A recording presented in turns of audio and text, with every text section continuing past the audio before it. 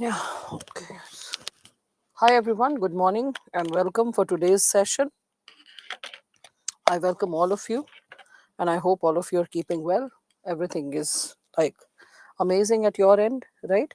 Did you go through the notes that was posted associated with ethics in public governance, in public administration? Yeah, ethics in public administration, the notes, probity and ethics in public administration. I believe both the notes has been posted, right? So, did you go through it, all of you? Yes? Okay, great, Bansi. So, as you must have gone through the material, you all must have uh, principle for a doubtful conscience, especially compensation, compensalism. Okay, just a second. Just a second. Where is this?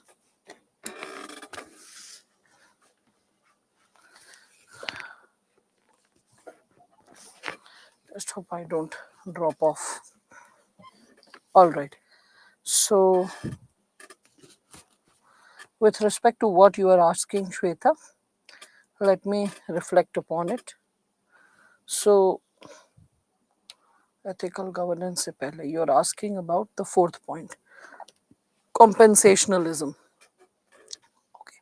So, compensationalism, it says that person should consider the evidence not only favoring and opposing liberty, but also the gravity of law, the reason for acting against the law, the inconvenience arising out of following the strict interpretation of the law, and the justness of cause for selecting the option offering most liberty.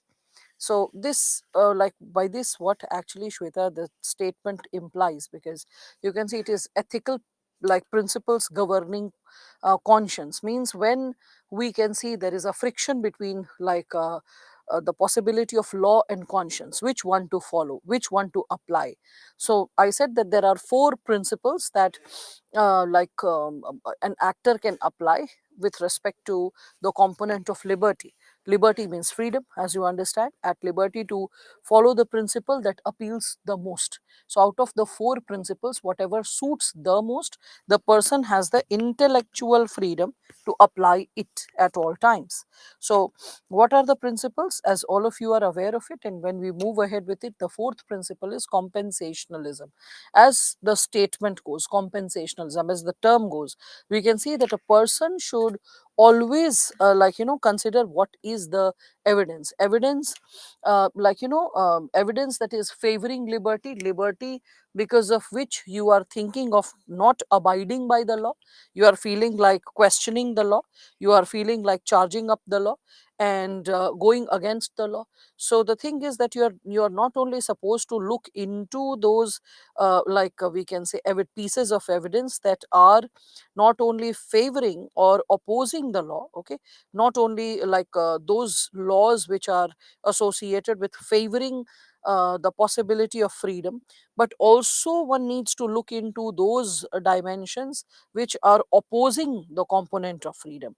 And when I say which are opposing the component of freedom, so what I imply to suggest in this given subsegment is, those segments also need to be considered which are associated with like opposing the specific law which you are like contradicting or you are contesting, that okay, this is not something that ought to be followed, or this is something which we need to change.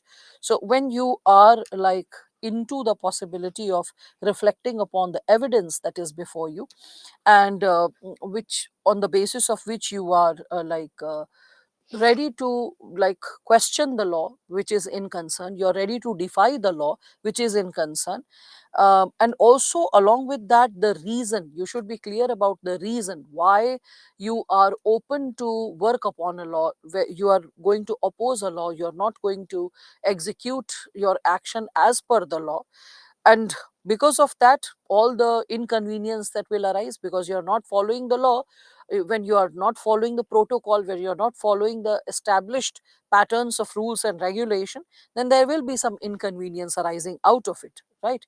The narrow or the strict interpretation of law, how is it and how you are defying it, you need to reflect upon that, and the justness of the cause of selecting the option offering most liberty.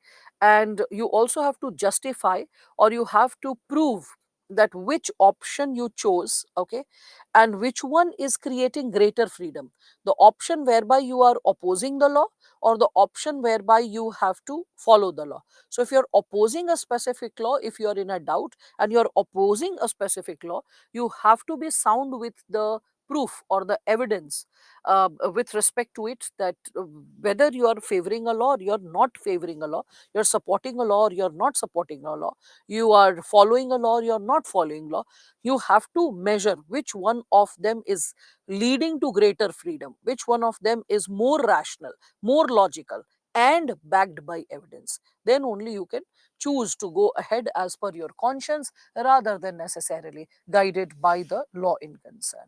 All right. um, what if something wrong is done non intentionally and it turns out to be a major blunder? What will that be covered under crisis of conscience? Well, if something is done, like we can say unintentionally, but it has led to the possibility of a wrong result, in that case also crisis of conscience definitely will occur, Pulkit. All right. Now, what we had started with yesterday, we had started with the statement of national interest. Towards the beginning, even in annotated PPT solution for lack of coordination between investigation and agencies, there was a line. So, can you please write that again? What? I cannot understand. For lack of coordination between investigation agencies. Yeah.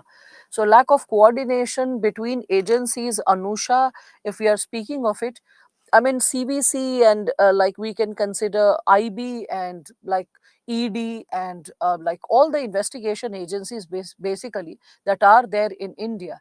Sometimes they lack coordination, fluidity of information, centralization of information. There is a possibility that maybe the crime branch has some information, but that information is not with ED. The information is with ED, but maybe that is not with cyber cell.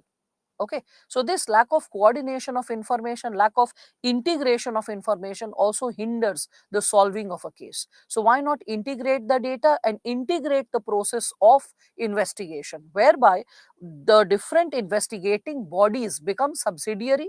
Okay, there is an umbrella agency, all other bodies become subsidiary. So integration of information will facilitate the process of investigation, not only today but also in future. And most importantly, it will create a possibility of transparency. That's what is being shared. So I hope you're understanding that, Anusha. Done. um, yes, Abhishek, I'm supposed to follow the same content. Whatever is taught in the morning is what is discussed in the evening. There is a competence in terms of the content that's discussed in both the batches, and that competency has to be maintained so that no student is missing it out. Like, no person feels that, oh, in this batch something extra was taught. Even I have to keep the examples also to a certain extent same. That's there. Like under PM Gati Shakti, 16 ministries collaborated on digital platform. Yes, but Pulkit, the only issue is that they will never let these investigation agencies or bodies collaborate or get integrated under one umbrella, because as these investigation agencies, they will, if they ever integrate, or like they come under one common umbrella, integration of like the forces, their tools, their data, if all that happens, it is going to open the coffins of many ministers and many, we can say, bureaucrats, which is buried deep in the history of this country, and that can create a lot of turbulence in the politics of the day, in the existence of the day.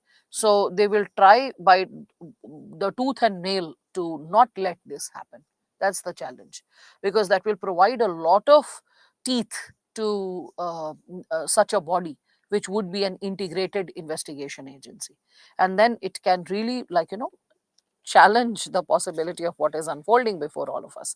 Anyway, So what is national interest? I was discussing this, and yesterday I discussed the narrow connotation with all of you, and we can say the broader connotation associated with it.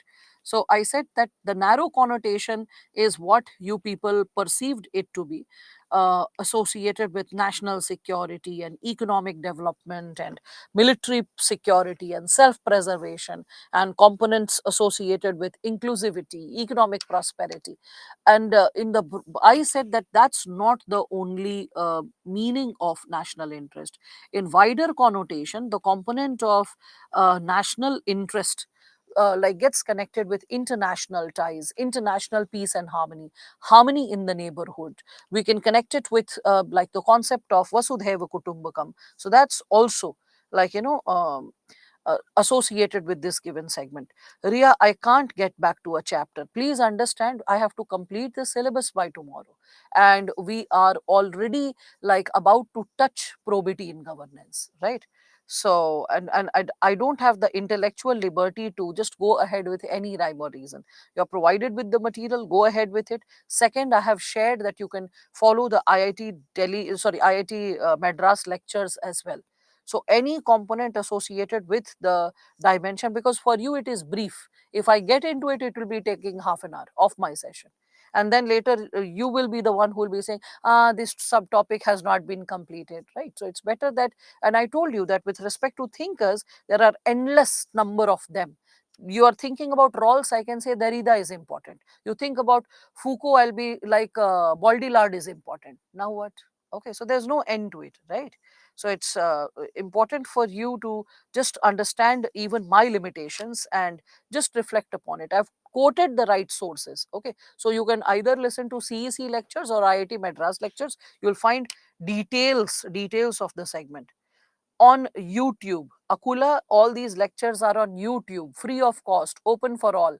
And because they are university platforms, so the professors are authentic, the content is original, and it is well researched. They are not there to impress upon some coaching institute children with sensational presentation and sensational information. They are very clear that they have to speak fact for fact.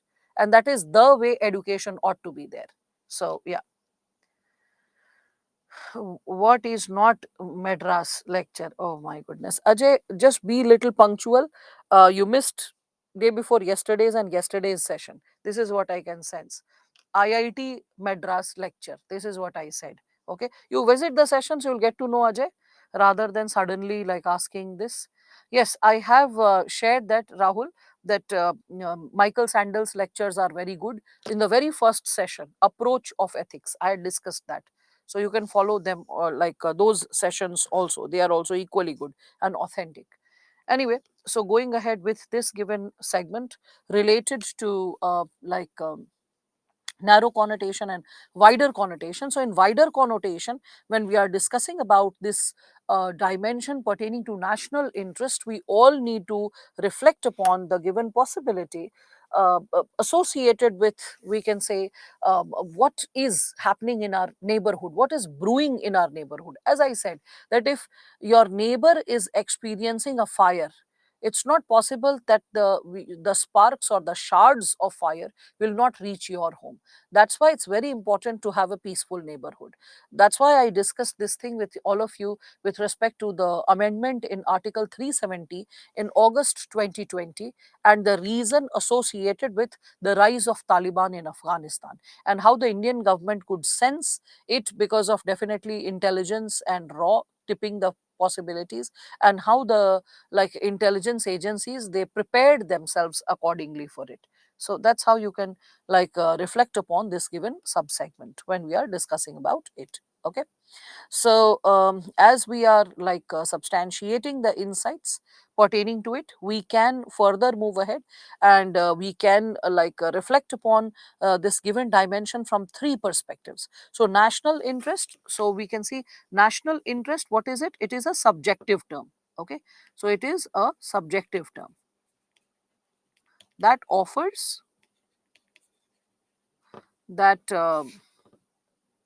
includes the interests and priorities of a particular state.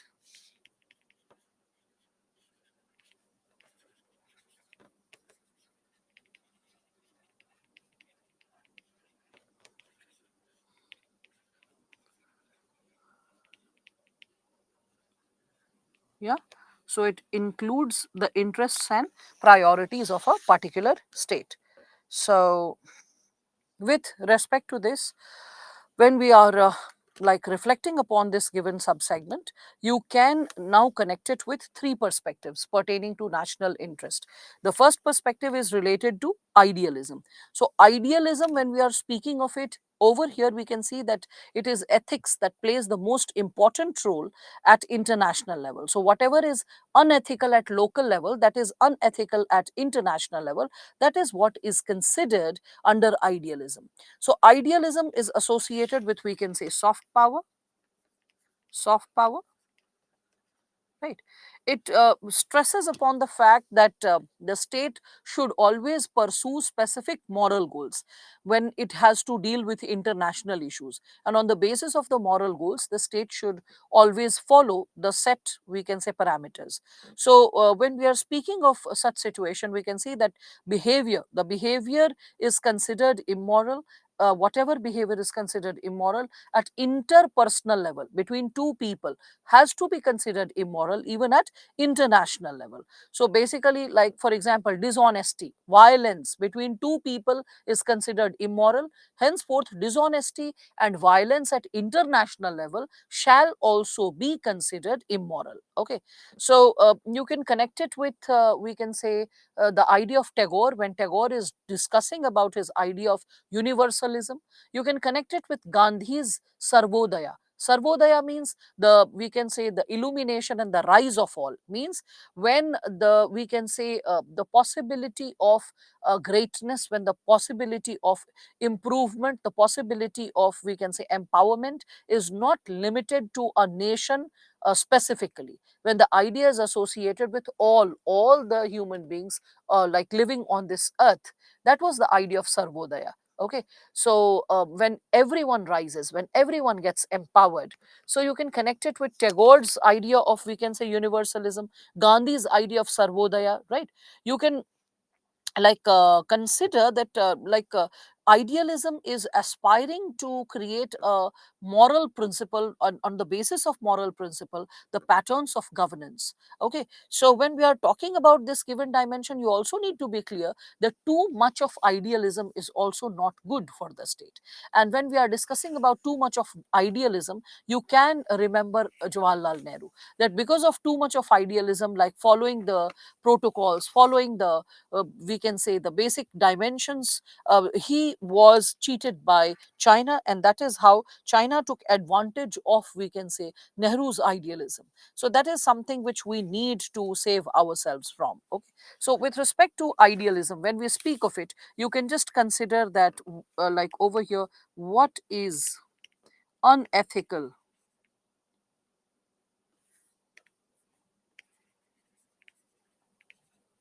at local level shall be unethical at international level.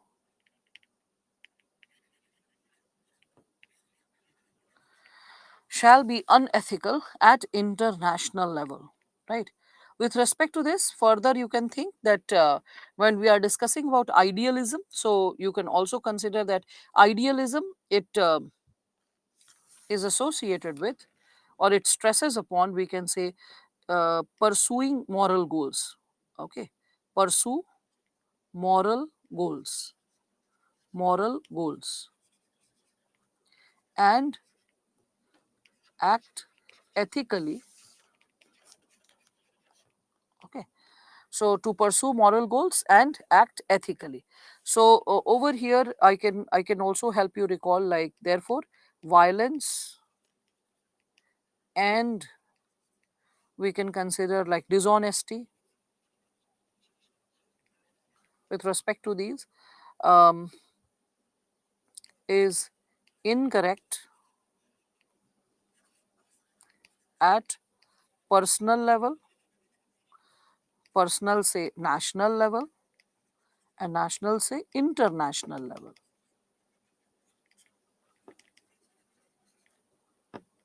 You can also connect it with, we can say, with respect to this, we can also connect it with Sarvodaya of Gandhi. You can connect it with internationalism of Tagore, internationalism of Tagore. You can connect it with we can Nehru's idealism, Nehru's idealism, the idea of dharma in governance with respect to Yudhishthira. So you can just consider that. At the same time, you can also discuss that too much of idealism is also problematic. Too much of idealism, too much of idealism can also be problematic. Can be problematic.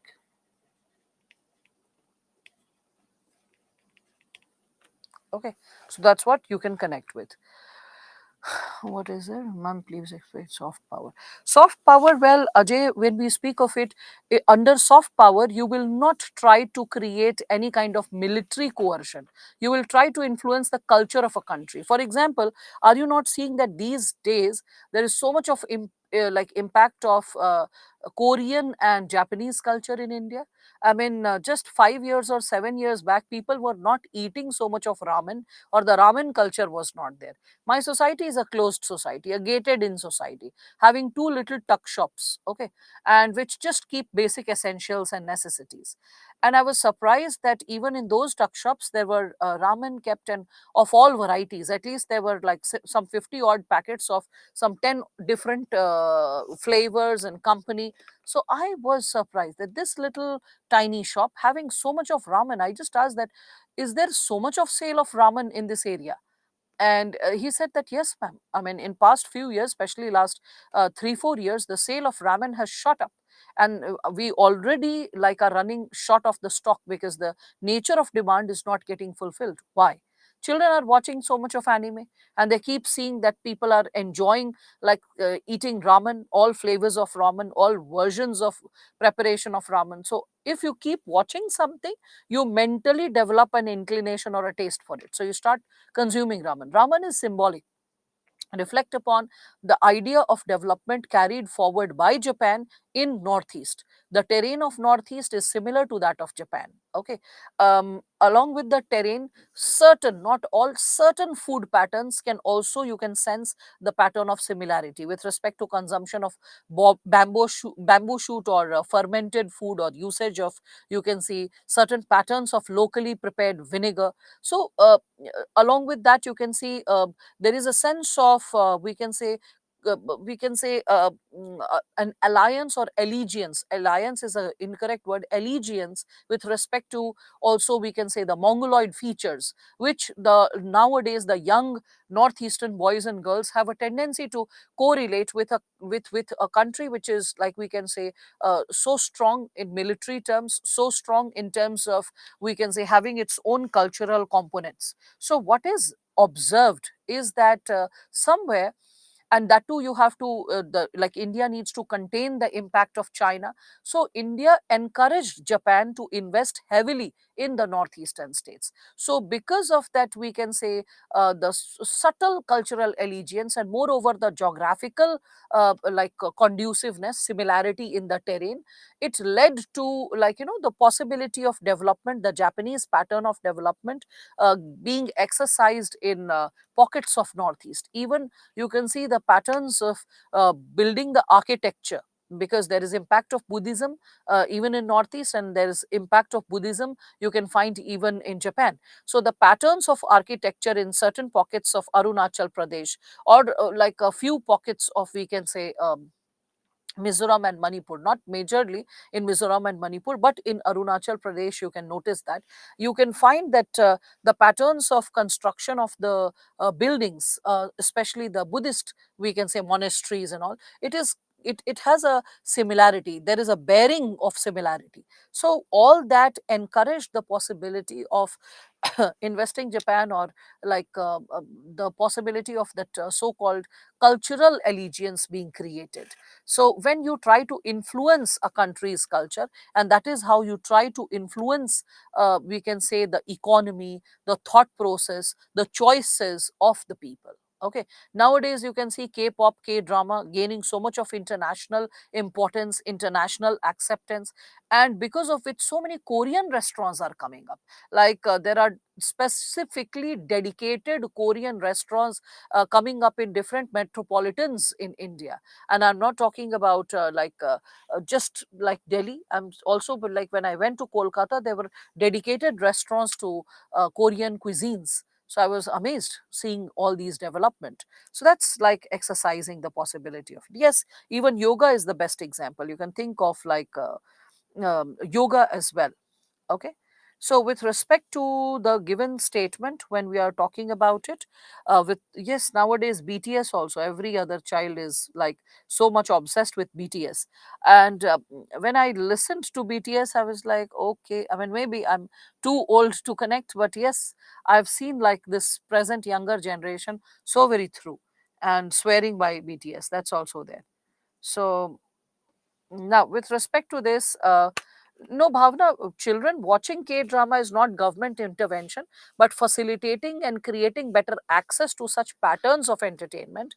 And if you see, unlike Europe or unlike we can say America, the cultural continuity with Korea is much stronger because of like the pattern of the idea of love, the idea of romance, the idea of innocence, the idea of harping upon a situation, the way things are captured or picturized. It's like more culturally closer for Indians compared to the kind of fast-paced trajectory which is there in European and we can say American TV series. So the sense of like affinity. Yes, you can also connect it with the possibility of Indian diaspora. All right, now, so idealism, you are understanding that. You're understanding then coming up with realism. So, when we are talking about realism, it is associated with military power. Military power. So, realism suggests that there is no avoiding of war. Okay, so in fact, I should just give you some basic keywords. So, realism, it states that the state or the states means here nation states, the countries. So that states work only to increase their own military power, their own military power, so that they can protect, so that they can protect themselves from the world which is harsh and dangerous.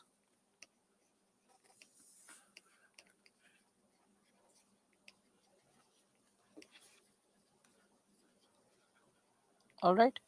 So again, it considers, oh, it considers moral behavior as very risky. Moral behavior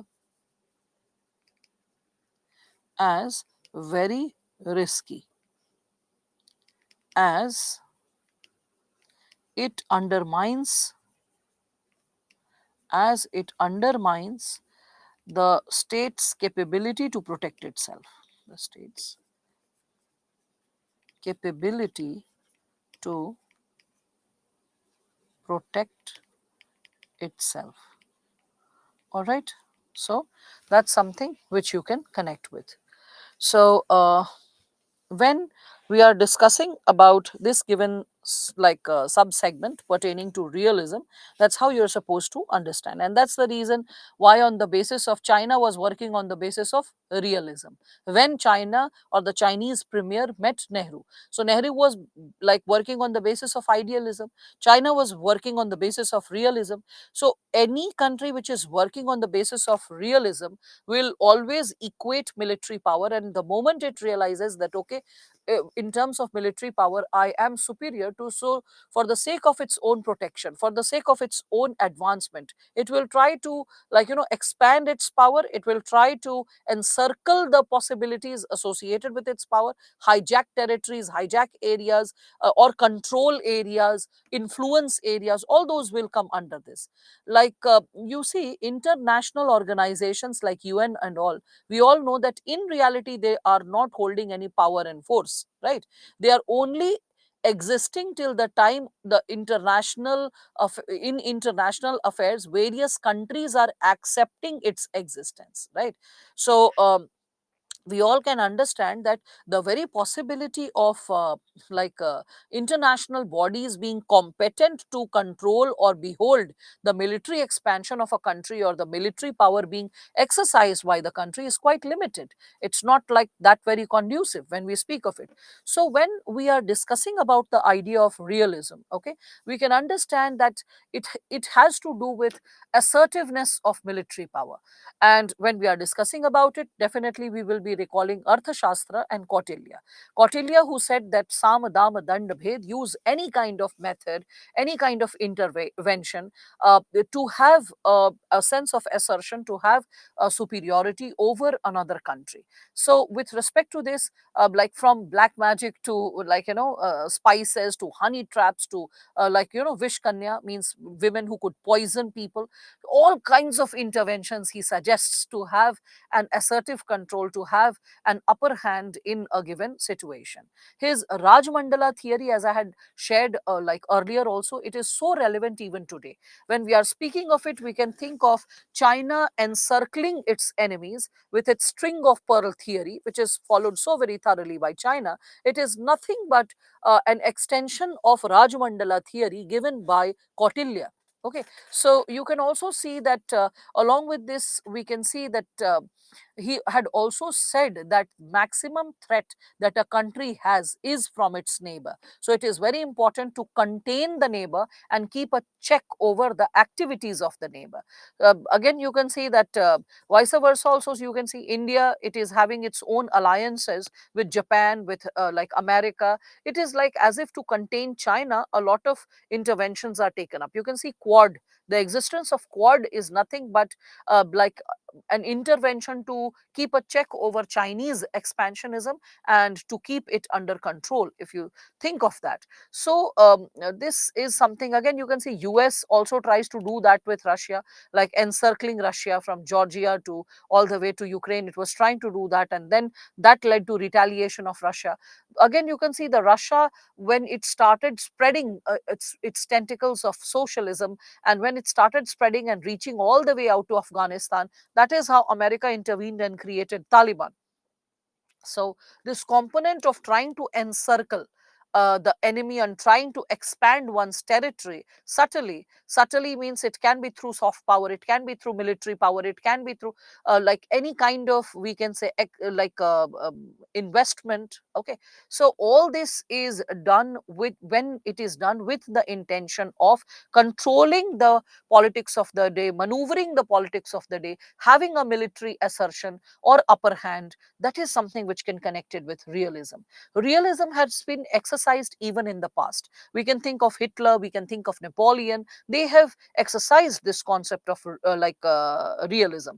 When we speak of it, Napoleon had made this statement: God is with those who have the biggest cannons. Okay, again, you can think of other examples from history, like Duryodhana in Mahabharata, believing in realism. That's why he was so happy when, rather than Krishna, he got the all the military support, arms, ammunition, and men of Krishna's army. Right. Again, you can think of Aurangzeb. He also had that approach of, we can say, militarism, right, or rather realism.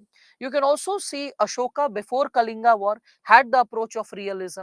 So realism is, like, we can say, an approach which has been exercised at national as well as international level in different time periods of history. And that's how you are understanding that the idea of national interest is so subjective. It differs from country to country, time to time, how we are like reflecting upon the given possibilities, right?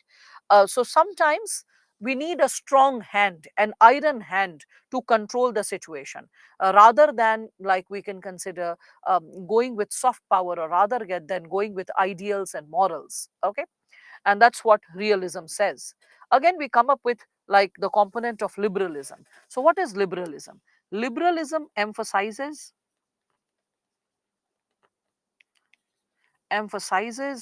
that the broad,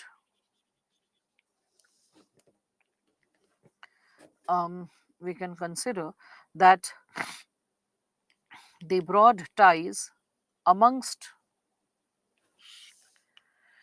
states has made it difficult to define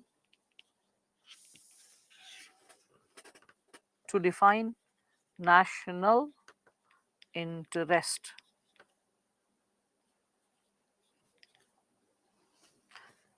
and it has also decreased the use of military power, okay, with increasing globalization. So increasing globalization, we can say rapid rise of communication,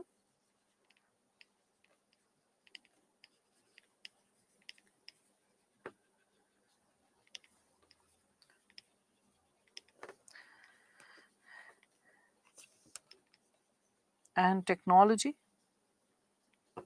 again increase in international trade, with increase in international trade, okay, it can be considered that we can no longer rely on simple power politics simple power politics to decide upon matters to decide upon matters okay, when we are discussing about this given subsegment. All right, so with respect to this, when we are talking about what kind of power is required for liberalism, so liberalism is associated with smart power. What is smart power? So smart power is associated with economic power, it is associated with plus military power, it is associated with soft power. A combination of all is what we need today. That's what like liberalism emphasizes, okay, that we need to combine all these given possibilities, because in the era of globalization there is rise of communication and technology, there is rise of capitalism, consumerism, there is like constantly redefining of international trade.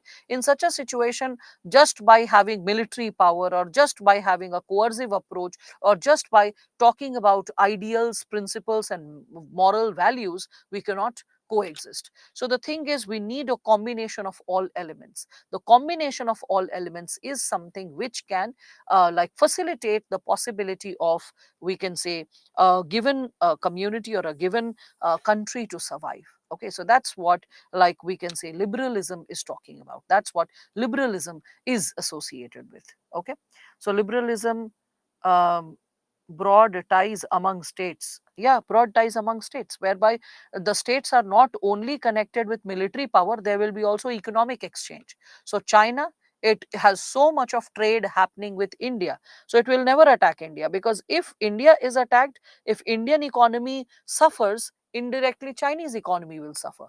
So even if China will have bone of contention with India over border disputes, but it will never wage a war with India anymore, because it knows the final losses will be its. It won't be just exclusive to India. So now with global integrations, possibility of economies integrating, there will be other methods. If you see the Chinese weapons, if you see the Chinese intelligence, if you see the technology and gadgets of China, even associated with like armed forces or air force, you'll be amazed. Like there are so many gadgets and so many weapons, they're far more advanced than what India possesses or owns. And any day if it wants to attack a territory or capture a territory, like and it is assertive about its move, not like we can say that associated with some kind of like petty conflict. I'm not talking about petty conflict. The government at their center deciding to capture an area, I mean, it will become unstoppable, unstoppable, going by the kind of technology that they possess, the kind of weapons and ammunition that they possess. But the only thing is that they realize that any kind of such possibility will wage a war, and war will not be conducive to their wholesome well being, their wholesome growth, and their wholesome existence, because it's going to devastate the economy. And the moment the economy is devastated, just by capturing a territory, they are not going to gain much immediately. All right. So that's something which you can talk about in this given situation. Yes, even nuclear powered. Both are nuclear powered, but no one exercises nuclear power. Nuclear power is like putting a death knell. It is always the other in between possibilities which we are talking about. Pulkit. Okay. So, with respect to this, when we are again further uh, discussing about this component, so I hope all of you can connect with the dimension of, we can say, liberalism. Okay. So when you are understanding that there is no one ideology or method to understand like the component of national interest, with respect to it you can connect this component of power or power dynamics, okay, pertaining to the idea of national interest. When we are speaking about role of India when it comes to ethics, you can consider that India earlier was practicing idealism. From idealism, now India is practicing liberalism in terms of the idea of national interest. Okay, so Indian approach is more associated with now associated with liberalism. Earlier, it was idealistic behavior in the past. If you see, that is the reason India was talking about non-aligned movement. That is the reason you can see that India has been quite an active participant in world politics by talking about global peace, like nuclear disarmament. You can think of all that. Even in our constitution, you can connect it with DPSP.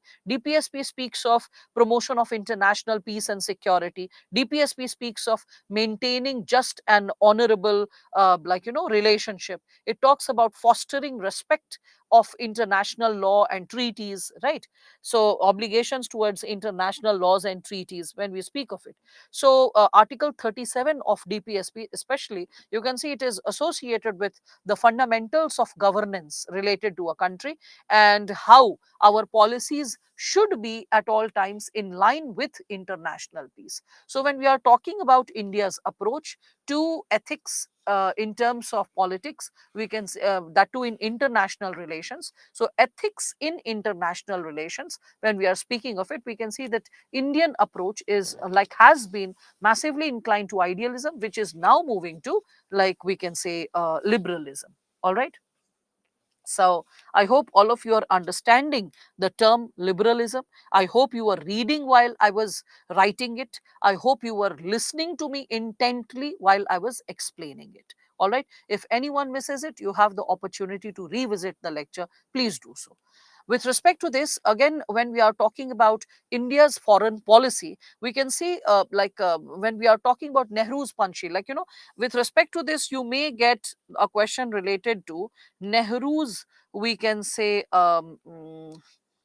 idea of national interest. If you get something like Nehru's idea of national interest connected with idealism, and after connecting it with idealism, then you talk about India's, like Nehru's idea of India's foreign policy.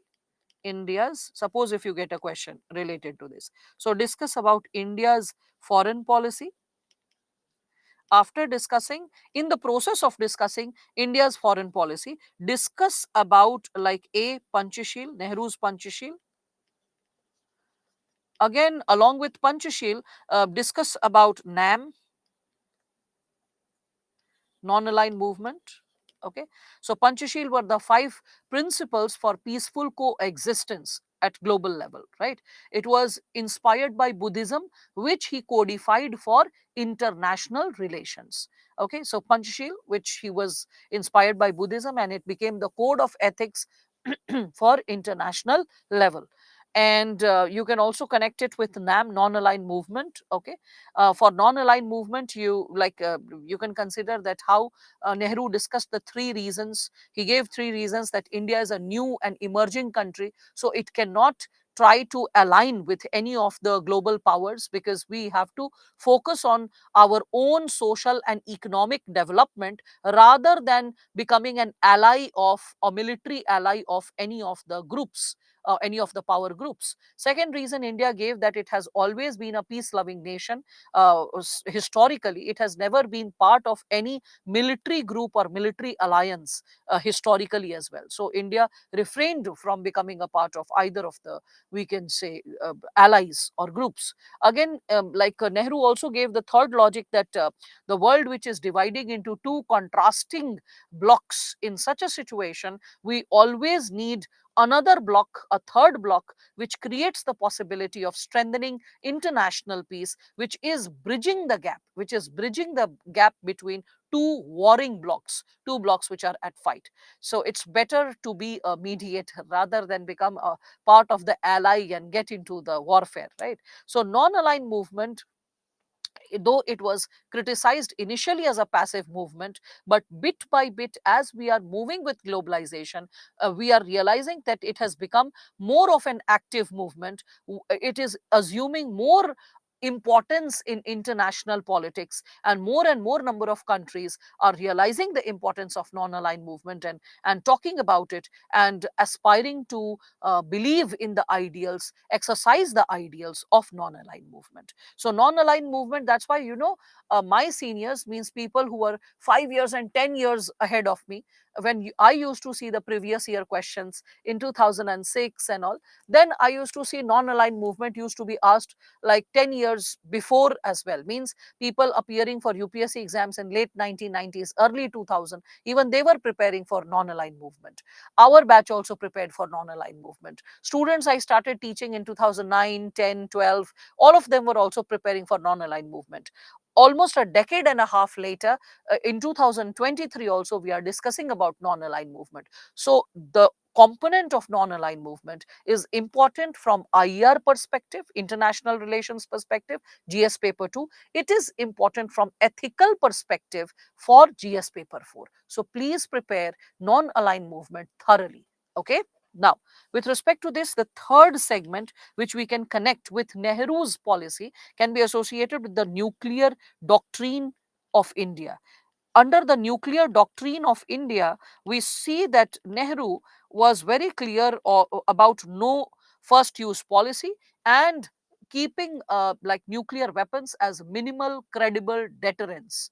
So when India was talking about a nuclear free world, making the world free from any form of armament. So when India was talking about disarmament, and especially nuclear disarmament, at that time Nehru instructed Homi Jahangir Bhabha to carry forward the experiments associated with nuclear tests, to which, any person would be saying that, oh, is India a hypocrite country? A hypocrite country who's talking about nuclear disarmament but working on nuclear research? Is there not, we can say, intellectual gap in terms of what it is speaking and what it is exercising? Well, no, not really.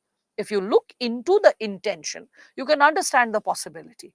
It is considered that if, you don't have teeth, you don't have the audacity to speak, no one is going to take you seriously.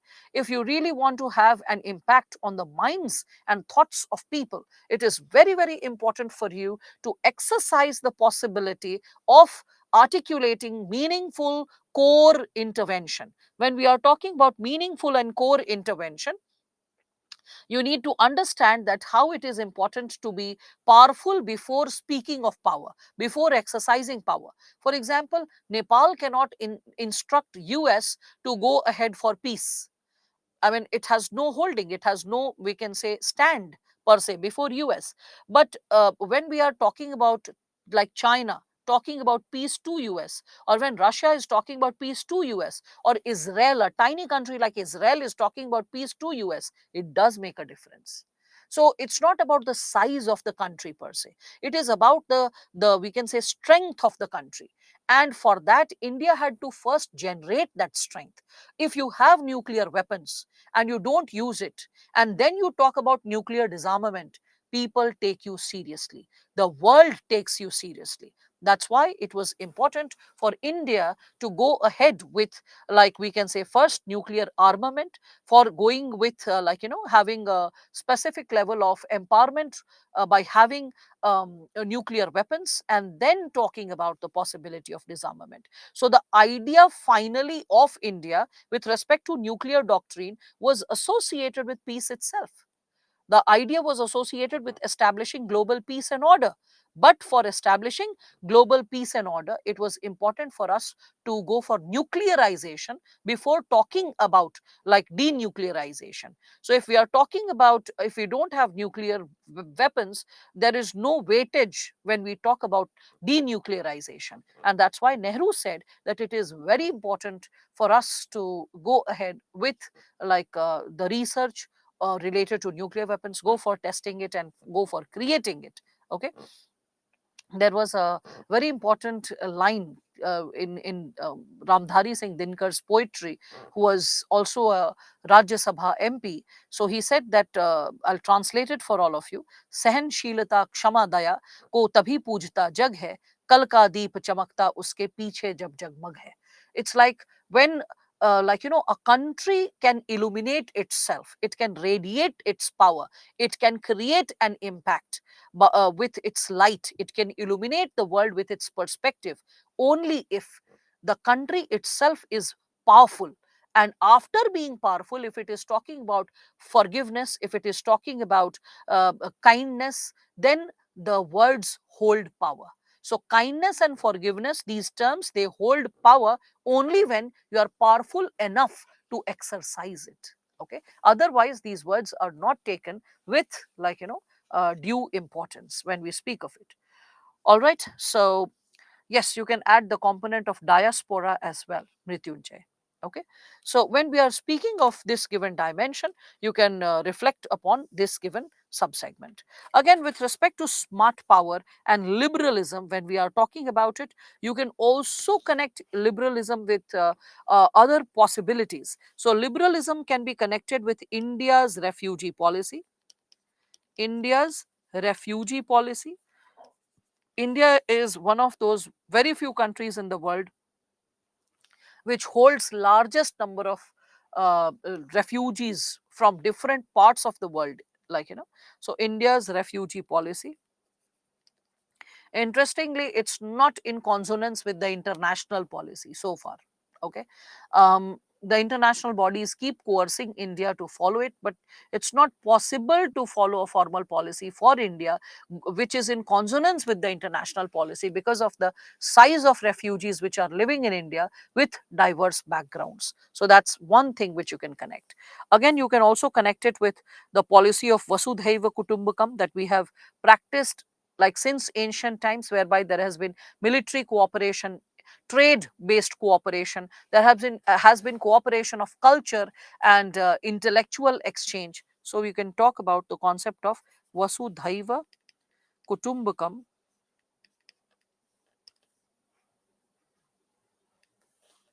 practiced since ancient times.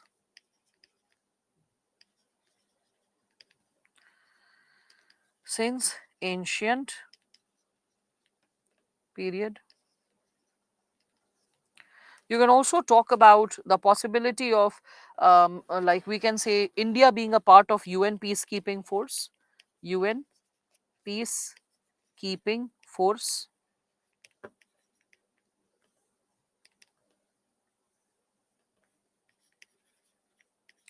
Along with India being a part of UN peacekeeping force, you can also talk about, if I speak of it, I'm just noting it here.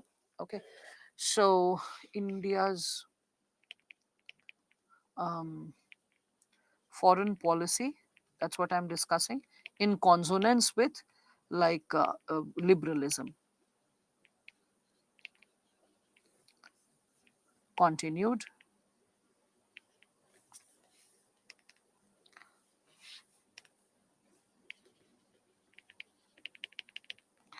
So you can connect it with the possibility of, we can also say, the Navanagar, the king of Navanagar, protecting Jews. King of Navanagar providing shelter to Polish Jew refugees.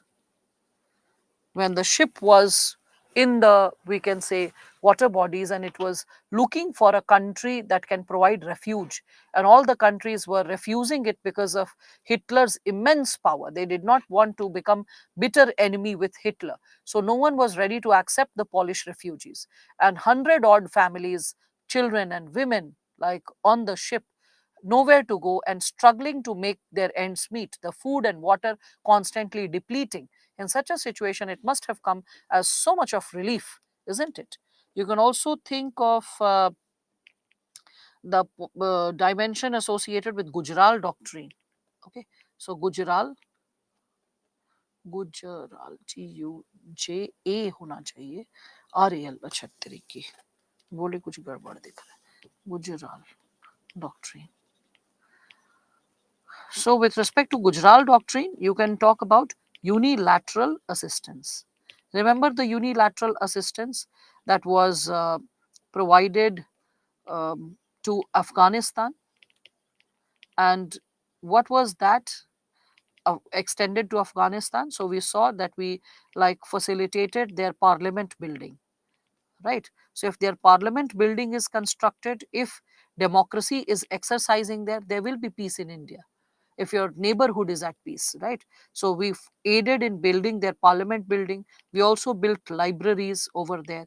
If people are educated, if people are getting exposed to formal and correct form of education, they will refrain from waging war or playing in the hands of other kind of religious or political leaders who are puppeteering them, right? We also built roads. Roads will facilitate trade and commerce. A person who is into trade and commerce will always be in favor of peace, will never want that their economy is devastated, their business is in threat. So that's something which you can connect with, right? So that's something which you can speak of, this given dimension. So, with respect to this, yes, you can talk about the Salma Haidel project. Yes. So, with respect, I don't know what to do. Oh my God. Misbah CONTD is continued. Continued with respect to previous page. My goodness. I mean, this is the last thing which I expected. This is like something which we have been using since standard 4 5. But no problem. I'll write full form so that no one suffers with the same problem of Misbah. Continued from previous page. Okay, from previous page also I'm writing down. Okay, so that you don't struggle suddenly after seeing this. But when I have to exercise at simplifying at this level, I really get troubled by thinking that what will happen by seeing the CSAT passages. How will the students like decode the language of the CSAT passage, which is based purely on interpretation? When a person is struggling with interpretation of what is the meaning of continued, why is continued written, I mean, is it the real standard of today's civil services aspirants? Now, anyway, be more focused. That's the only solution which I can suggest. So, you can think of Gujarat doctrine associated with unilateral assistance.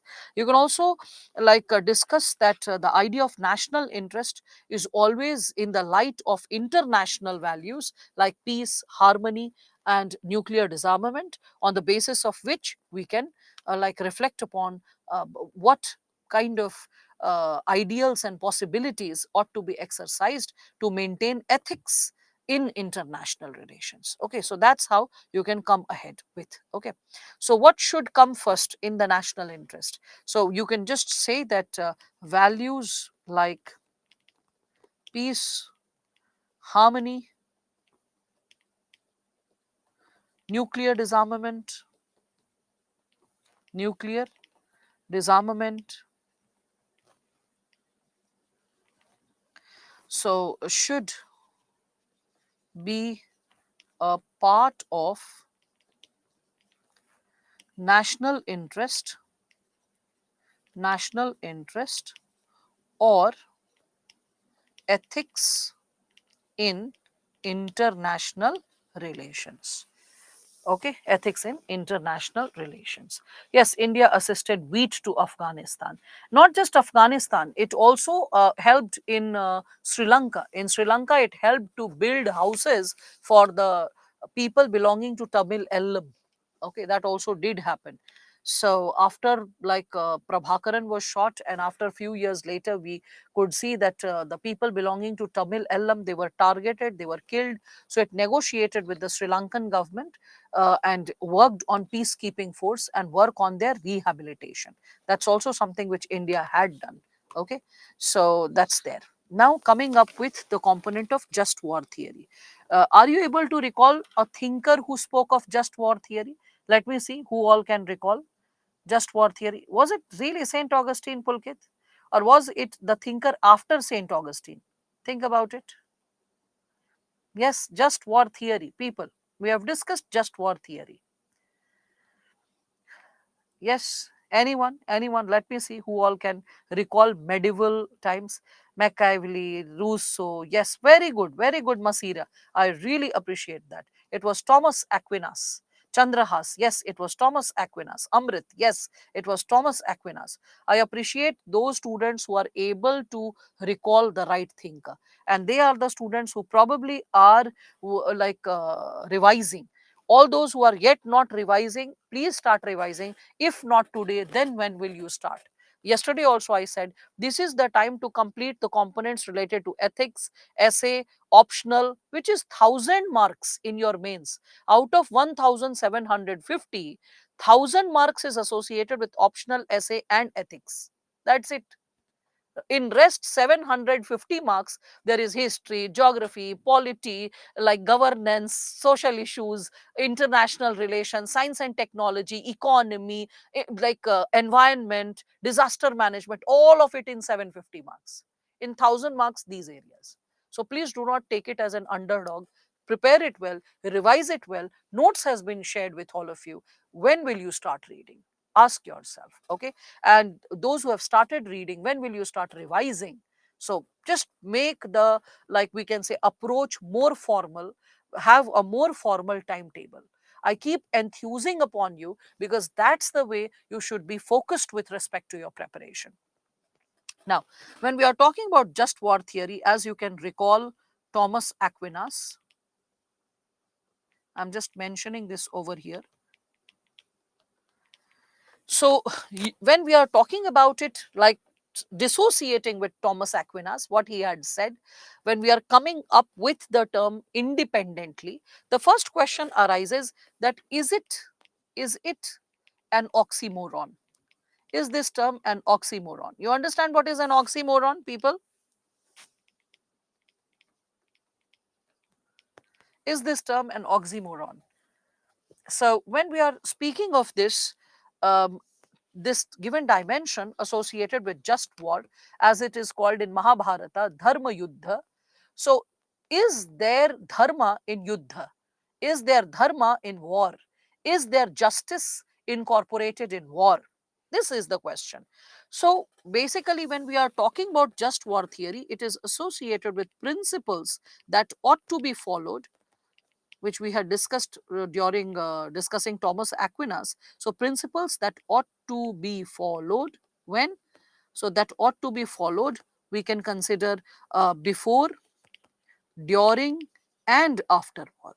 Before, during, and after war.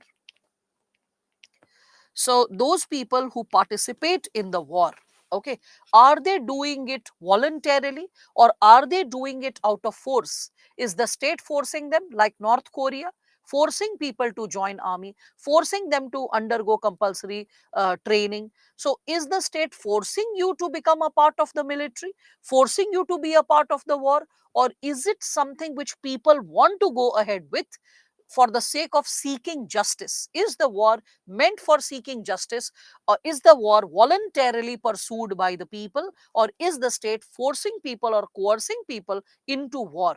Okay, so those people who are participating in the war, how are they participating when we are speaking of this given dimension?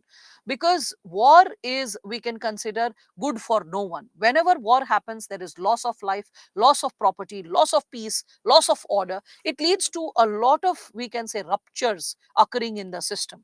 So there are few principles that we always need to follow whenever we are thinking of war. Okay, so principles to be followed. Principles to be followed. So principles to be followed. When we discuss about this, first principle that can be associated with war, which makes the war a just war, is war can be waged only as only as the last resort. Only as the last resort.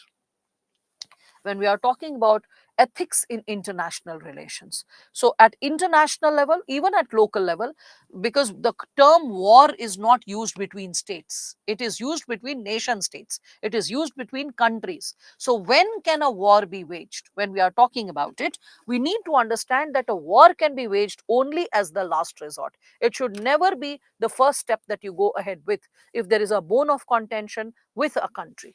Probably that's the reason you can consider that the Chilcot report hyphenated the role of UK in the, the attack that US had done against Iraq, and it held UK guilty of not following this principle. Okay, when we are speaking of it, so when we are speaking of this given dimension, you can see that many times with respect to India and Pakistan relation also, many a times we can see that war is not used as the last resort. I mean, we can see that war is avoided like anything. Conflicts are quite frequent. If you go to the border area, or if you speak to the people who have been serving in army or are veterans of army, they will be talking about this thing, that from both side of the borders, the soldiers can see each other, hear each other. They, there are places, like when my brother was posted last, he used to say that my jawans can see while brushing or while bathing, they can see on the other side of the wire underneath where the, Pakistani forces are there, their soldiers are also brushing, bathing, getting ready. They both can see each other. And whenever there is a cross firing going on, 5-10 soldiers can be killed at any given point of time. So that's labeled as conflict. Like 25 to 30 soldiers getting killed on an average when we are speaking of this given subsegment in crossfire, a mild crossfire is very normal. That is not qualifying as a war, even as a conflict per se. That is like covered up, okay, by both the armies, Indian as well as Pakistani. When we are talking about the component of war, it is at a large scale, it is formal, it is announced by the country, and it is something which all countries should avoid at all cost. When all other, we can say, when all other possibilities of dialogue, of debate, all the other possibilities are closed, all the other chapters are closed, it is then that we can consider that a country, when it is pushed to that limit, it is then that we can consider that war was an inevitable necessity, an unavoidable necessity. We can see after the Kargil war, when the Kargil war had happened, after the Kargil war, a lot of reports were also saying that probably it could have further been avoided. But the thing is that there was a pressing need.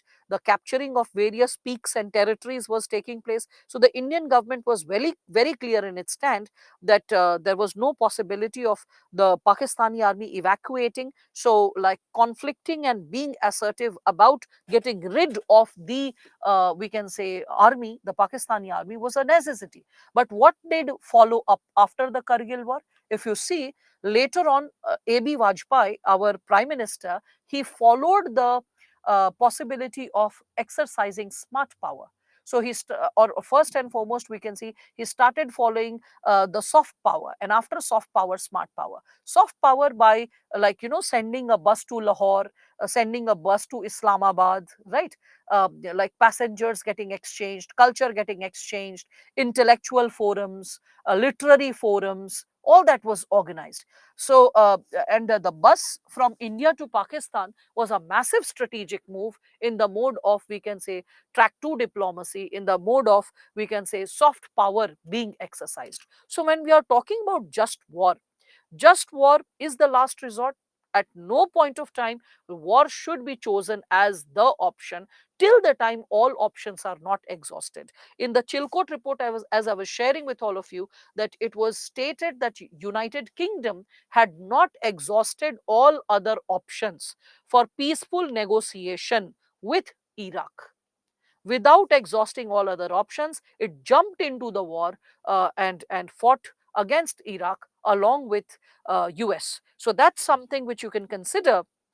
That is something because of which uh, UK was criticized, and UK was considered that it had a biased approach towards the Iraq government and did not look into all the considered possibilities. Second dimension which you can think of, or second principle which you can think of, is that war is only waged when when it is started by a legitimate authority, by a legitimate authority. Now, war is only waged when it is started by a legitimate authority. What do I imply? It means that we do not consider that war is taking place between, we can say, ISIS and a country. ISIS is not a legitimate authority. So the term war cannot be used. Neither, even if ISIS is using the term war, it is incorrect. No country in the world, no international body in the world is going to recognize it as a war. Okay, so war is, like we can say, Boko Haram cannot say that we are waging a war. Shiv Sena cannot say that we are waging a war when it is saying that, oh, we will attack Pakistan. Well, that is not a war which you are talking about, because you are no formal body. Okay, similarly, Naxals, separatists, LTT, militants, they cannot use the term war because they are not legitimate authority to start a war. Okay, then we can think of the third principle. Um, the third principle is like just war should be fought in self defense. In self defense, not aggression. Not aggression. So think about US's, America's participation in the Second World War.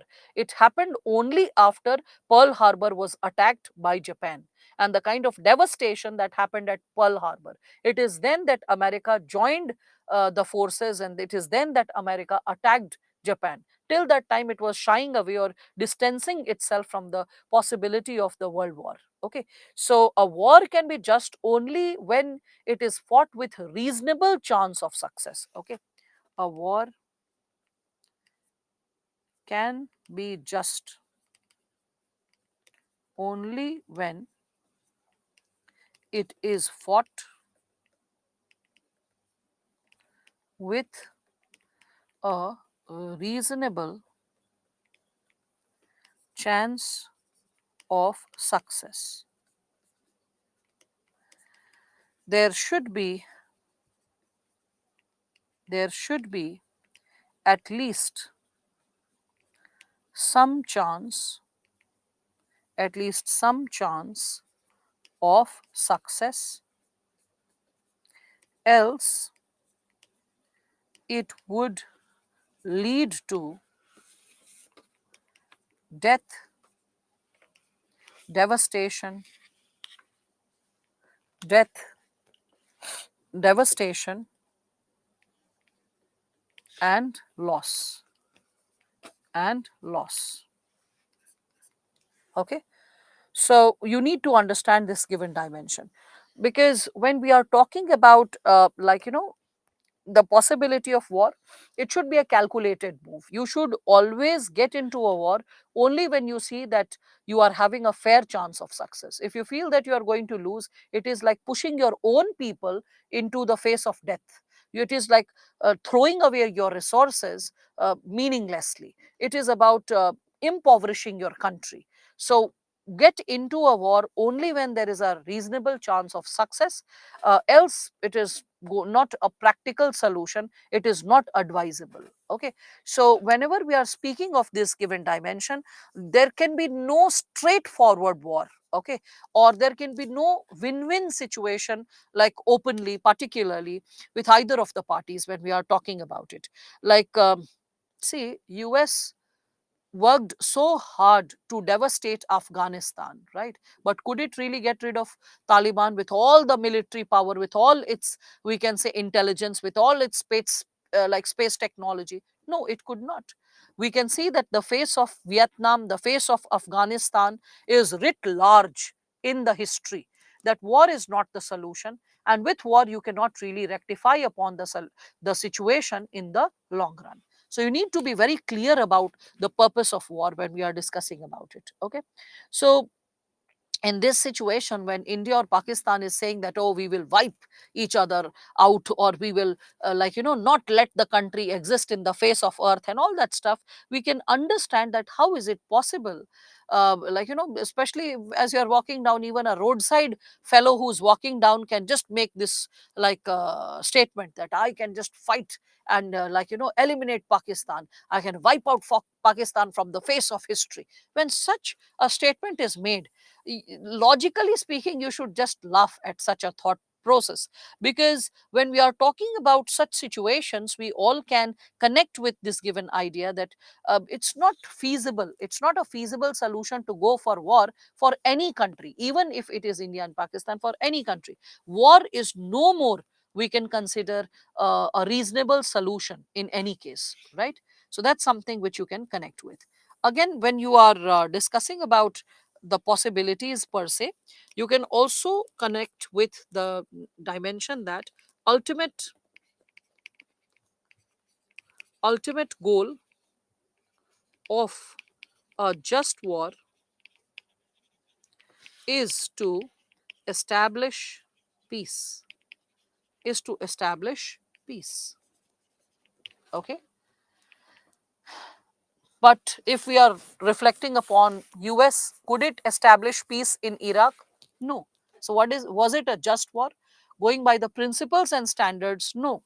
Okay, again you can connect it with and please understand, violence when it is exercised, that's yet another principle you can think of, that is violence used in a war, in a war should be, should be proportional to, proportional to the injury suffered, to the injury suffered, should be proportional to the injury suffered. This can be connected with Israel and Palestine. The Palestinian guerrilla army, you can see the guerrilla groups like Hamas and Hezbollah, they retaliate at Israeli army by throwing like teeny tiny missiles. So they will be launching it and they will be throwing like 200 missiles. And one missile, if it falls on a building, that building will get devastated. Mostly it gets fizzled off by landing in incorrect places. So maybe 4 or 5 buildings these people will damage. Okay. Then in retaliation, Israel will just send one missile which can devastate 400 buildings in one go. So is it we can say a fair war that is going on? No. And that is why it is many a times criticized on various international platforms, because the size and scale with which retaliation goes on is no match. Okay, and that's why it is not considered as a just war. Again, another very important segment which you need to understand is never glorify war. Or rather, I can take this as the last point, I can take up something better right now, which can be incorporated as the initial points before this final statement. So you can consider it that weapons used in a war, this is again very important, weapons used in a war must discriminate between, must discriminate mm,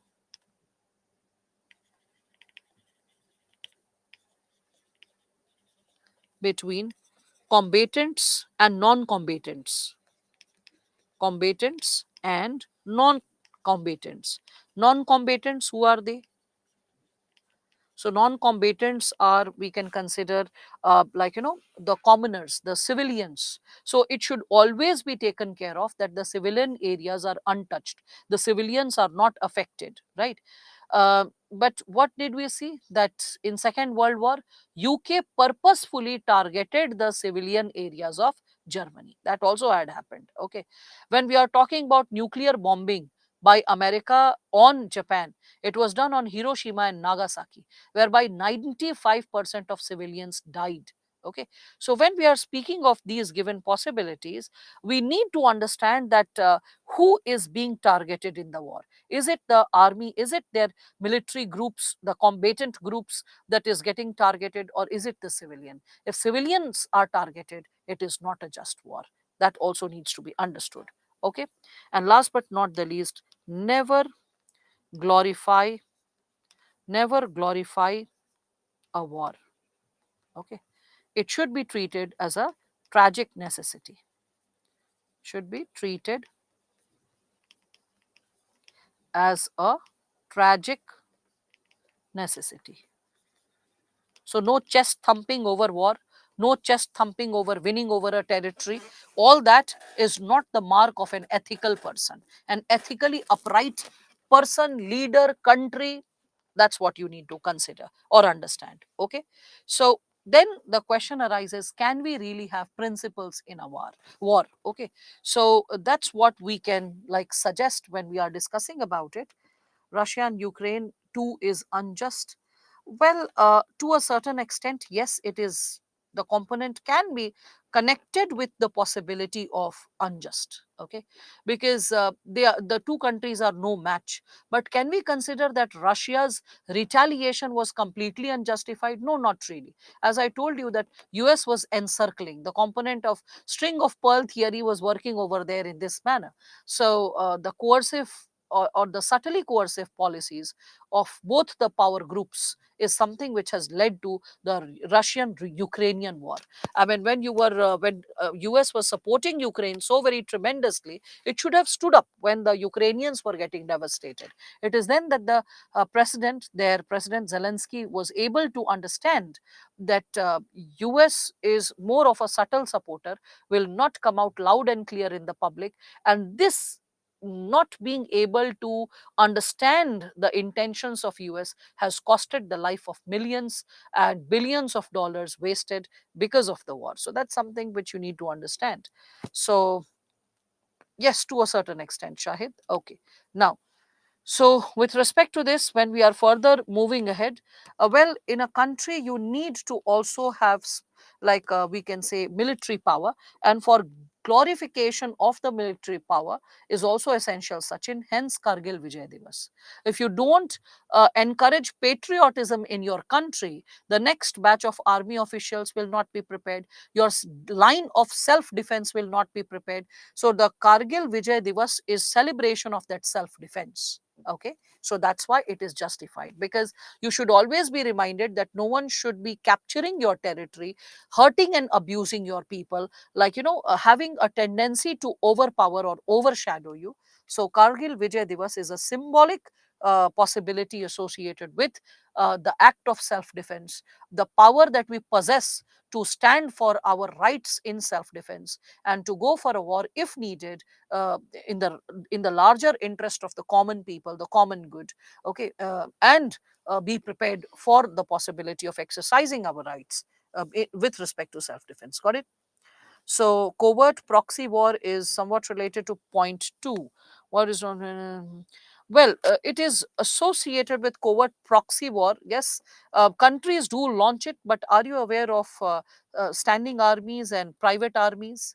Labdhi. If you are not aware of standing armies and private armies, please do read about that also.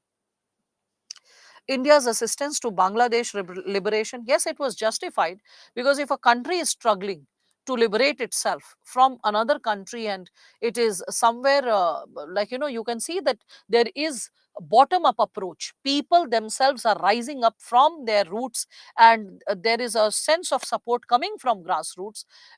In that situation, it is fair enough to support such a body or an organization. um, and if that too, it is in the larger interest of your internal security, if it is in the larger interest of you having a power balance in your neighborhood. Because if India would have been surrounded by two corners, like Pakistan and East Pakistan, the same country, in that situation it would have impacted the peace and order of the country furthermore. Okay, so what was the move that was taken by Mrs. Gandhi was not associated with, we can say, liberalism, definitely. Neither it was guided by idealism. It was somewhat guided, when we are talking about it, by the military power and the insights associated with it. Okay, now. Now, please, students are giving examples and asking that which, how that example fits in with, in which category. So, SME, please help them to fit their examples in their specific categories per se. Meanwhile, I'll just carry forward. Okay, so when we are discussing about this, we need to understand that strong, when we are talking about can we have principles in war, can we have, or like, let's say, just a second, can we have principles in war? So in this specific segment, you can say that,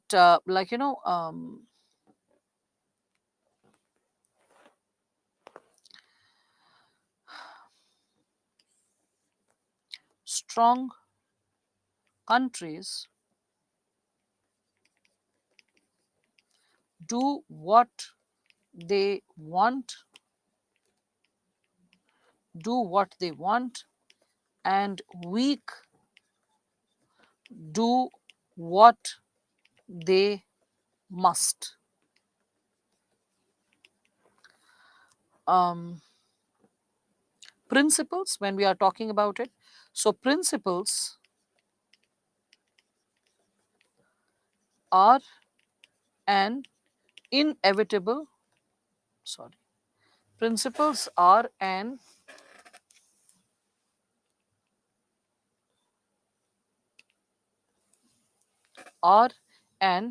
inevitable necessity, okay, yet they are compromised, yet they are compromised, yet they are compromised in a war. So beyond doubt, even in Mahabharata, a lot of rules, regulations were broken. Okay. So beyond doubt, no war is completely fought on the basis of ethical principles. Every once in a while, we can see that, the principles are broken, and the fateful decision goes to the war, that who is going to win. So fateful decision is all associated with to win by hook or by crook. So when a country gets into the possibility of winning at any cost, few principles are followed, but few are also compromised. Okay. If a country is not following any principle, that becomes a problem. Okay. So, like for example, Hitler. Okay, you can think of that. A lot of principles also becomes a problem, like Nehru. Okay. So not having principles like Hitler, or having a lot of principles like Nehru, either of the extremes can become a, we can say, a challenging situation. So what can be there? So we can say there needs to be a balanced approach. Okay. Therefore, we can say that balanced approach is needed. Balanced approach is needed. And what is a balanced approach when we speak of it? So I would like propose this, that liberal approach plus carrot and stick policy. You understand carrot and stick policy? So liberal approach plus carrot and stick policy. Like when needed, you are also exercising coercion. So reward and punishment policy should also be there, along with the liberal approach. Both is needed. The truth is this when we are talking about it. Even you can see Sardar Patel, when he was going for integration of states, he was also using the same. He was going for persuasion. When persuasion was not working, then he was going for force. Okay, so that's why after the Mahabharata war, Yudhishthira said that there are no victors in war. That's the so true. So victory feels like defeat to me. So you can understand that in today's world, war should be avoided at all costs, because we are far more advanced in technology. It is going to cause far more devastation. As rational human beings with more and more rational, scientific, critical temperament developing in human beings, one needs to avoid war at all costs till the time it is possible. All right. Then we head to the next subtopic, that is ethical issues in international funding. Okay. When we are discussing about ethical issues in international funding, we can understand that why is funding done in international relations with respect to organizations. Okay. So why is it done? Why is acha, it कहूंगी तो someone will be like, what is it? So why is international funding done? Why is international funding done? Why is it done? Okay, with respect to the different international organizations, why is it done? So there are some basic reasons you need to know, or you need to be posted about. Okay, so why is it done? So first and foremost, you can understand reward and punishment. For imposing reward and punishment, so when you are exercising reward and punishment, it acts as a tool to bring attitudinal change. It acts as a tool to bring attitudinal change. Attitudinal,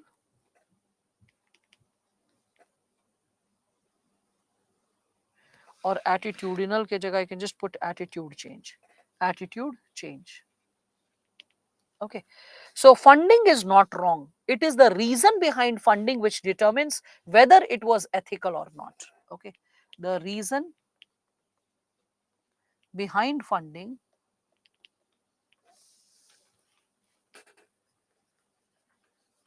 determines whether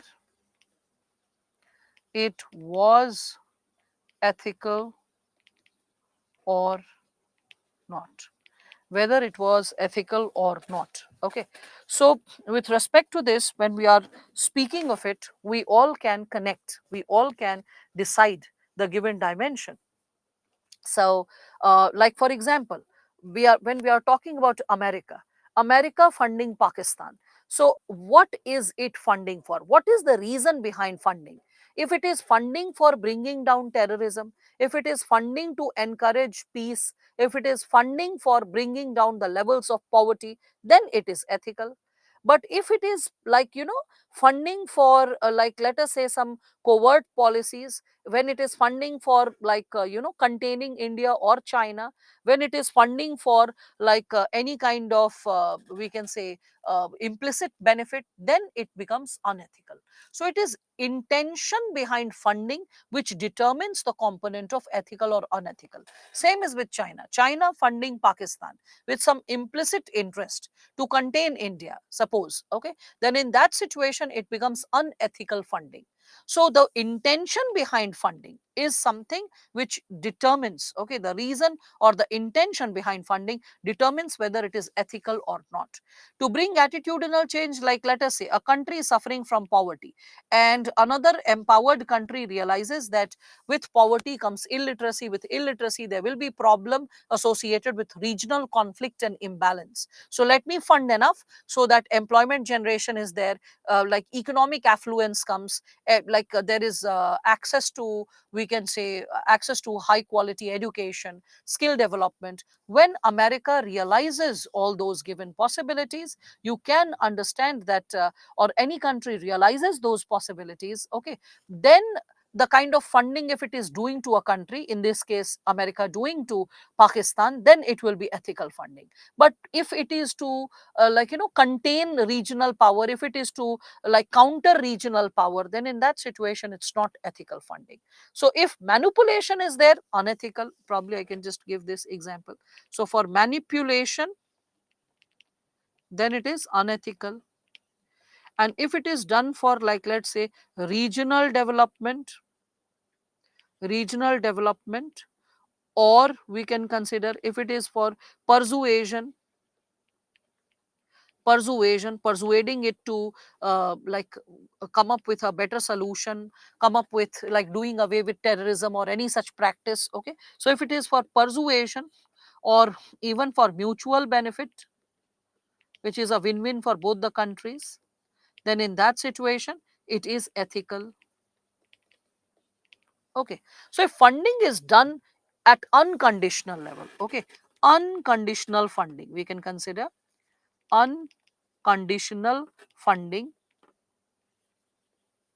like, which is, what is this unconditional funding? Funding done for peace, funding done for altruism. Okay, like all those students who suddenly seeing altruism, they're like, ah, I have heard this word few lectures back, ma'am said it, but I forgot the meaning. Revision, usage of vocabulary, I repeat it once again. So altruism, fraternity, okay, persuasion,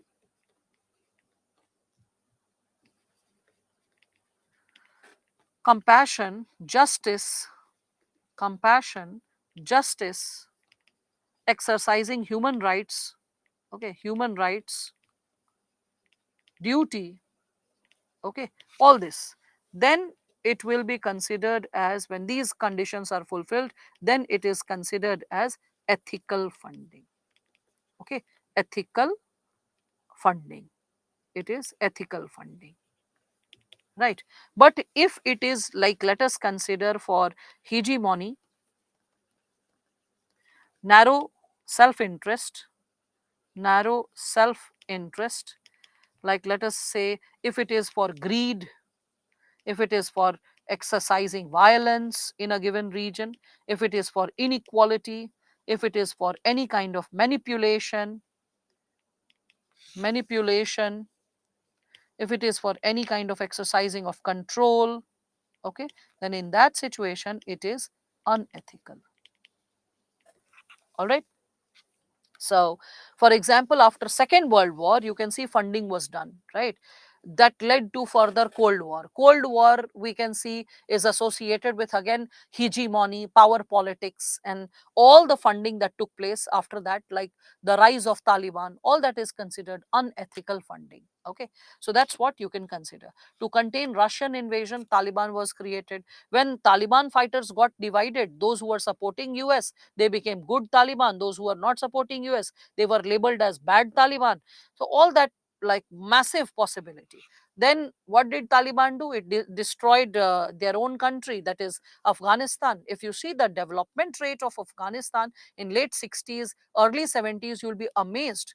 Like, you can find images on the internet where women are wearing, like, skirts, stockings, carrying books, going for college. The same country, which is now like women look like caged, like birds. Okay, so the possibility of education, employment, so very distance from their perspectives and ideals.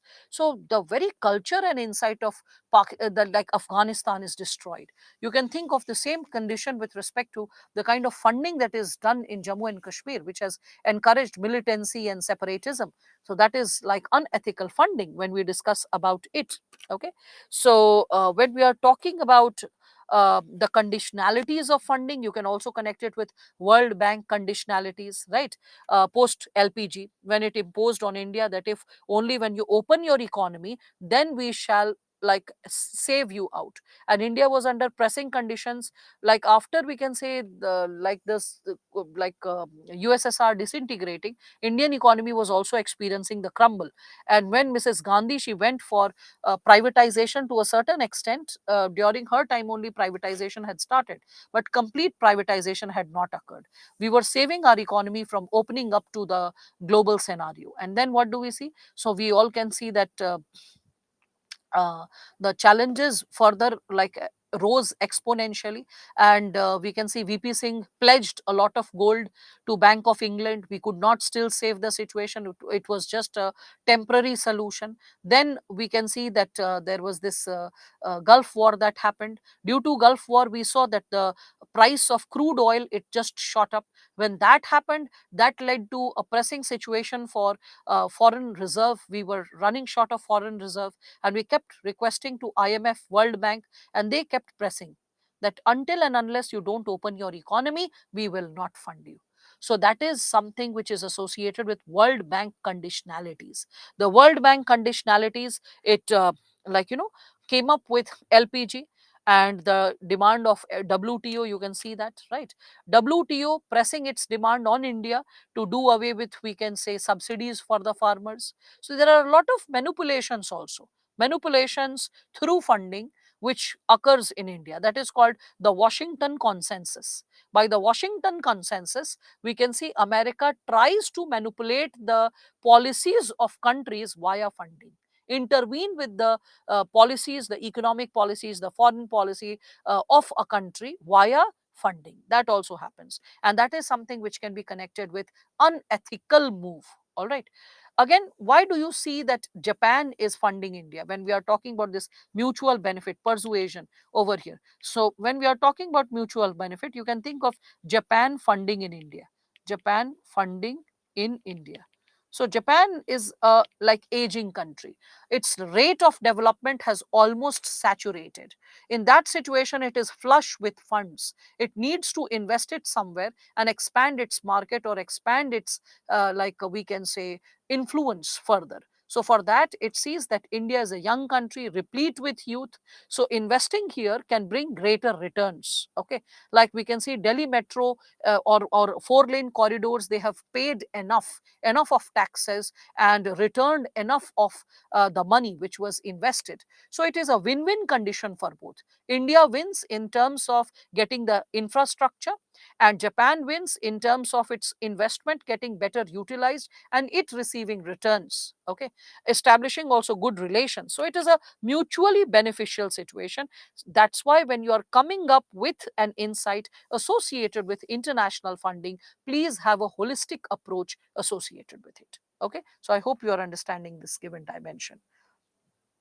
Yes, when you are asking about such an IMF coercion was ethical, no, not by any rhyme or reason, but it had very clearly laid down that we can consider that if you fulfill the conditions, we shall fund you, because it wanted certain ideals to be practiced in India, ideals pertaining to LPG reforms. All right.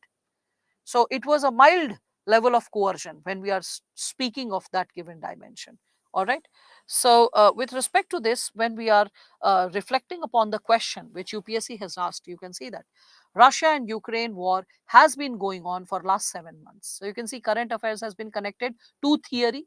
Different countries have taken independent stand and action, keeping in view of their own national interest. Here comes the chapter or the subtopic of national interest. We are all aware that war has its own impact on the different aspects of society, including human tragedy. So, war leads to human tragedy. Now, you can see that just war and national interest clubbed together. Okay, so war and human tragedy. What are those ethical issues that can be that are crucial to be considered while launching a war? So, what was to be written in this answer? All the points I discussed related to just war theory.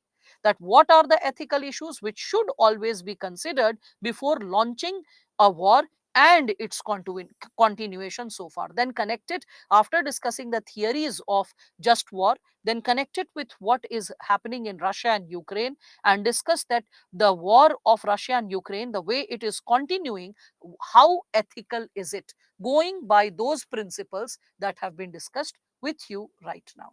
Okay, so illustrate with justifications the ethical issues involved in the given state of affair. So illustrate means give examples and provide justifications. Justification will come from the theory that has been discussed.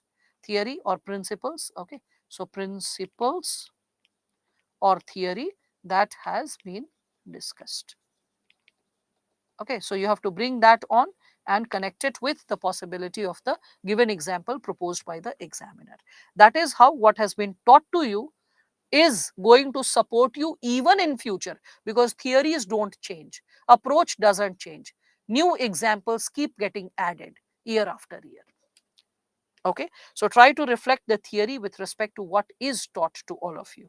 Now, then comes the component of corporate governance. So, okay, all right. So let us take a break. It is 7:47. Let's take a 15 minutes break and start with this given subsegment.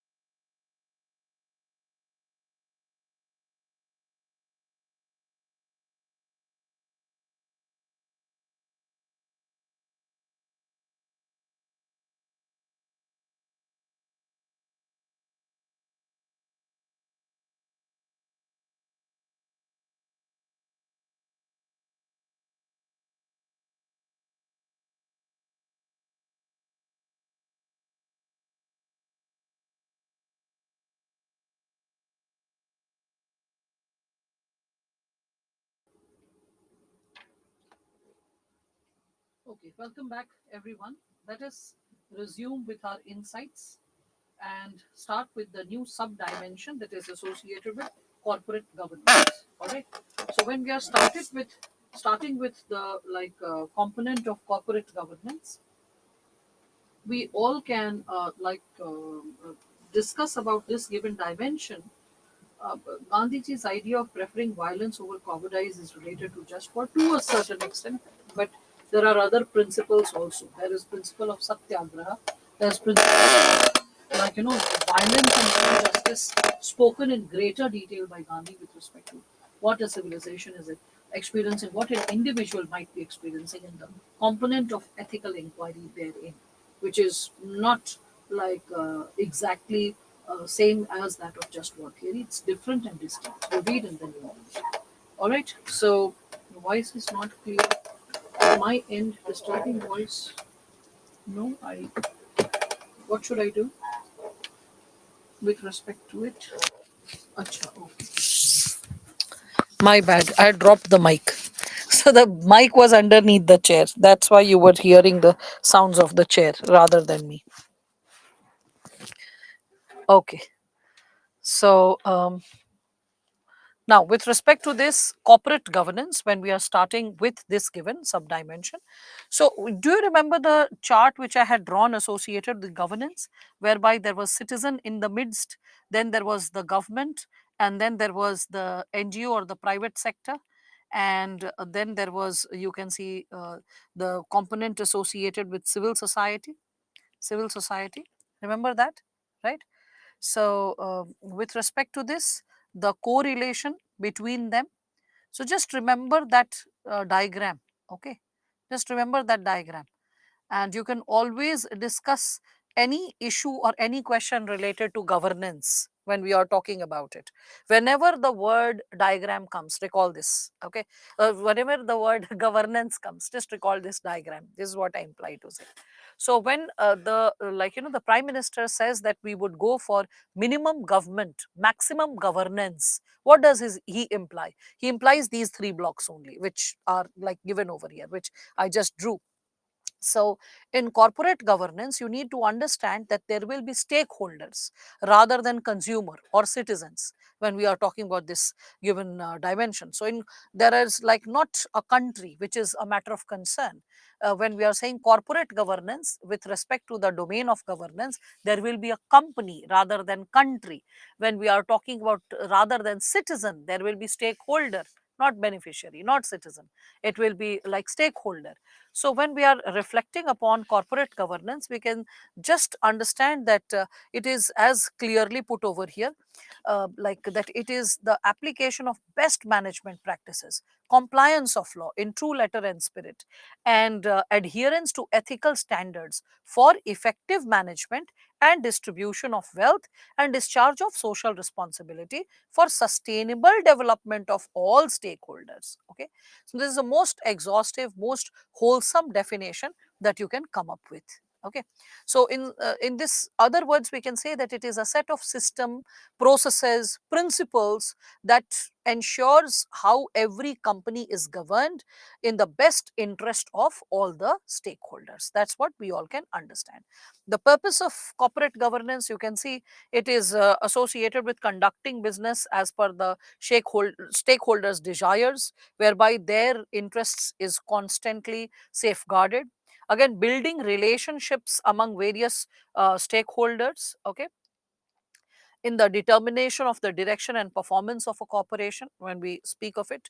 Again, when we are talking about this given dimension, that who are the stakeholders of a company. So these are the different definite levels that you can think of. There can be shareholders, managers, board of directors, employees, customers, creditors, suppliers, and the larger society, the larger community per se. Okay, now the question is, when we are okay, a basic overview first. There are four pillars of corporate governance. First is, you can see, accountability, then fairness, then transparency, and then independence. When we speak of accountability, so accountability is what? It is associated with ensuring that the management is accountable to the board, and the board is accountable to the shareholders, right? When we speak of the term accountability, then comes the term fairness. How to maintain fairness? When the shareholders' rights are protected, all shareholders, like, including the minority shareholders, are treated equitably. We can see there is effective redressal for any kind of violation. Okay, that is how, like, we can say fairness can be established, justice can be established, non partial behavior can be established. Then comes transparency.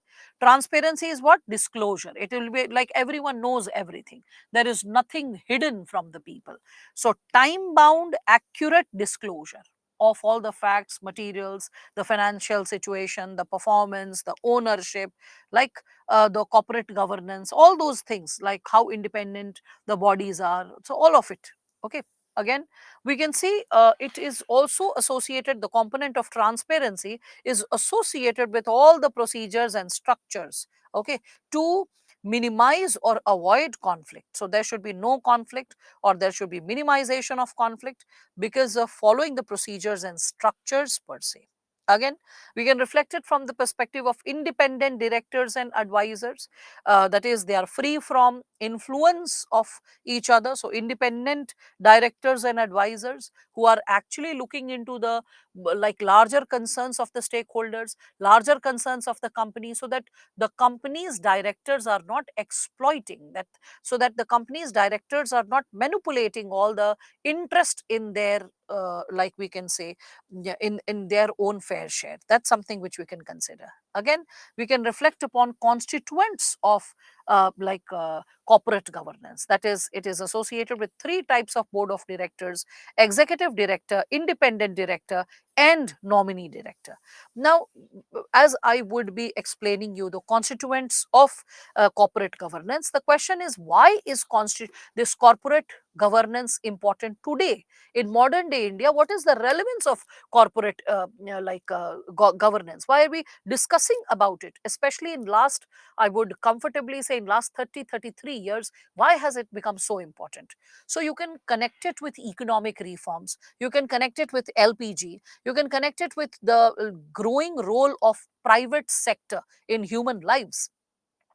It is the one, private sector is the one which is nowadays providing basic services pertaining to majority of the services that people need in their day to day lives. Even nowadays, from electricity to water supply also in many states is facilitated by the private sector. Electricity, you can see Tata and all have indulged in it, right? You can see healthcare, education, already a lot of private sectors have come up. So we need to look into the possibility that the private sector is being ethical, and to check the possibility that the private sector is ethical, exercising social cohesiveness, it is exercising social cooperation, it is important to bring in this given topic of corporate governance. Okay. Now, you can see that Facebook has the power to bring out a government, right? Like, you could see that how during Trump's election data was manipulated, right? We could see Cambridge Analytica coming up with the fact that the data was manipulated by Facebook in favor of Trump. So those people who had a soft corner or were speaking something which could have fell in consonance with Trump's ideology, specific advertisements were pushed in that direction. So any kind of intellectual manipulation doesn't take place, service related manipulation doesn't take place. All that can be checked with respect to corporate governance. When we are talking about corporate governance, the term corporate is associated with private sector. So we can see private sector as an entity coming to India and exploiting India. It started from British time period itself, right? The British, they came as a private entity and ruled this country for more than 150 years, right? So we need to understand that we don't have to get controlled by the private sector, or don't have to get controlled by, we can consider, the private companies per se. We need to have specific set of regulations so that we are able to protect our rights accordingly. right?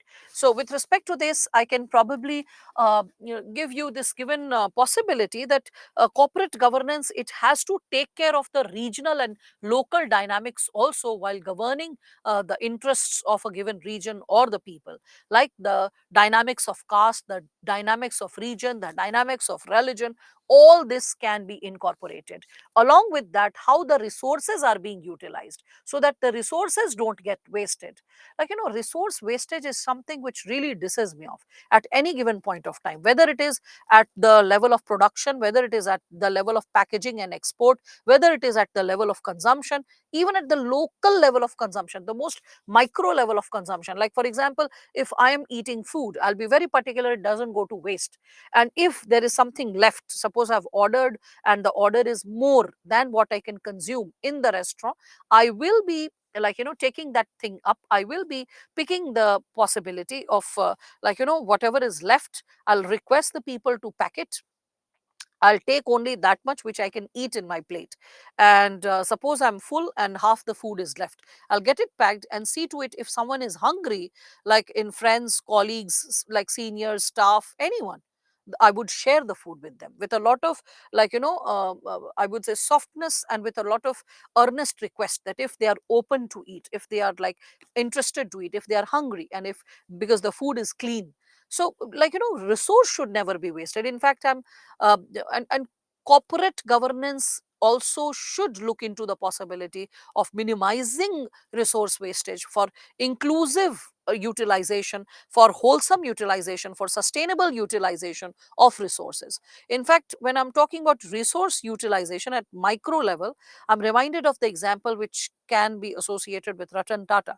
So Ratan Tata was once, visiting Germany for some kind of conference or something that was there. I'm forgetting. Then what happened that he, he ordered food, and what happened that he ordered more food, and like food was left. So whatever he could eat, he finished it off. What he could not polish off, what happened was that he was about to leave and go. Then a lady, she just stopped him, and she said, "You first finish the food and then you should leave." To which he protested. He was like, "Madam, I am not hungry and I cannot finish the food, so I really apologize." To which she said, "No, no, you cannot just leave the food and go. This is not done. If you have ordered the food, the quantity that you have ordered, please consume it and then leave. Otherwise, I'll call the police." To which he was surprised. So it was like, "I have paid for the amount." She was like, "No, no, it's not about the payment." When all this like confusion was going on and the police was called, the police issued, you can say, a fine slip of 50 euros. Now, why was the fine slip issued?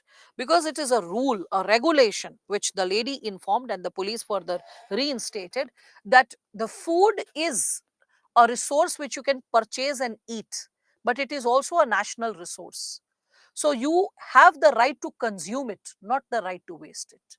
And this was something, when I read it, I was so through and through inspired.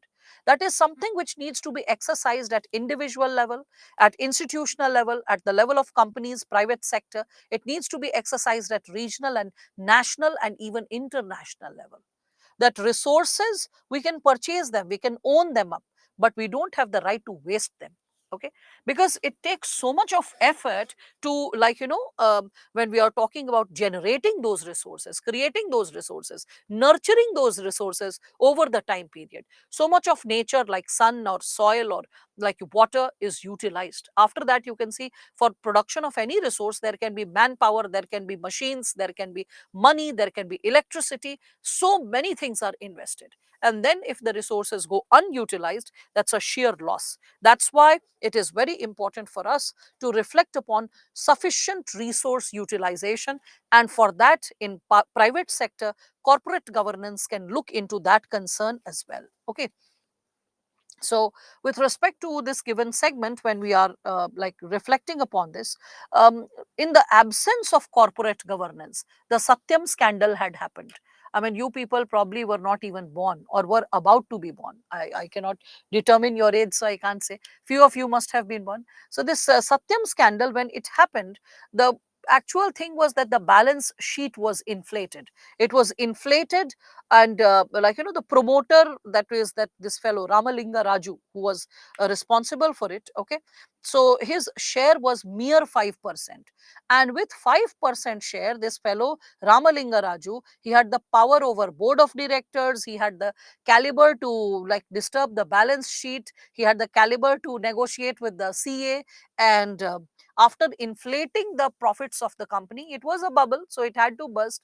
And when the bubble burst, it costs the like so many shareholders. Okay, so it is very important for we us to have corporate governance to put a check over such situations, such kind of scams. Okay, so that the investors money is respected, it is protected. Okay, so we all can see that during that time when Ramalinga Raju was able to carry forward this Satyam scam, it was possible because of absence of the this independent director. The second point which you can see, it was because of the absence of independent director. So in 2013, it was made mandatory that a companies act was passed, and it was made mandatory that in the board of directors, independent directors should always be there, as you can see on the board. Okay, that independent directors should always be there. So they started working on the work ethics. They started reflecting upon the processes to understand the system, like how the planning, the organizing, the staffing, the directing,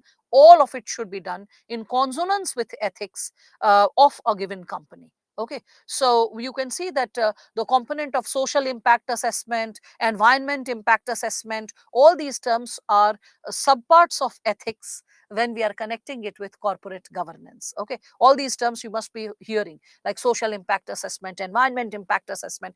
It is finer component of ethical concerns related to corporate governance. Okay, so when we are discussing about all these given subsegments, we and why am I saying, remember that case study that I had given, that you are supposed to hire people, the and the the your seniors have encouraged you in the private company to hire only men, refrain from hiring young women because they will be costing the company. Remember all that. So that is also a concern related to corporate governance. In that, you will be reflecting upon the possibility that no form of gender discrimination, regional discrimination, religious discrimination is followed. So when you are thorough with the concepts, and when you are writing a case study related to private sector, you can always recall these keywords related to corporate governance, that how corporate governance can ensure ethics in governance in private sector, whereby any form of discrimination can also be put to check.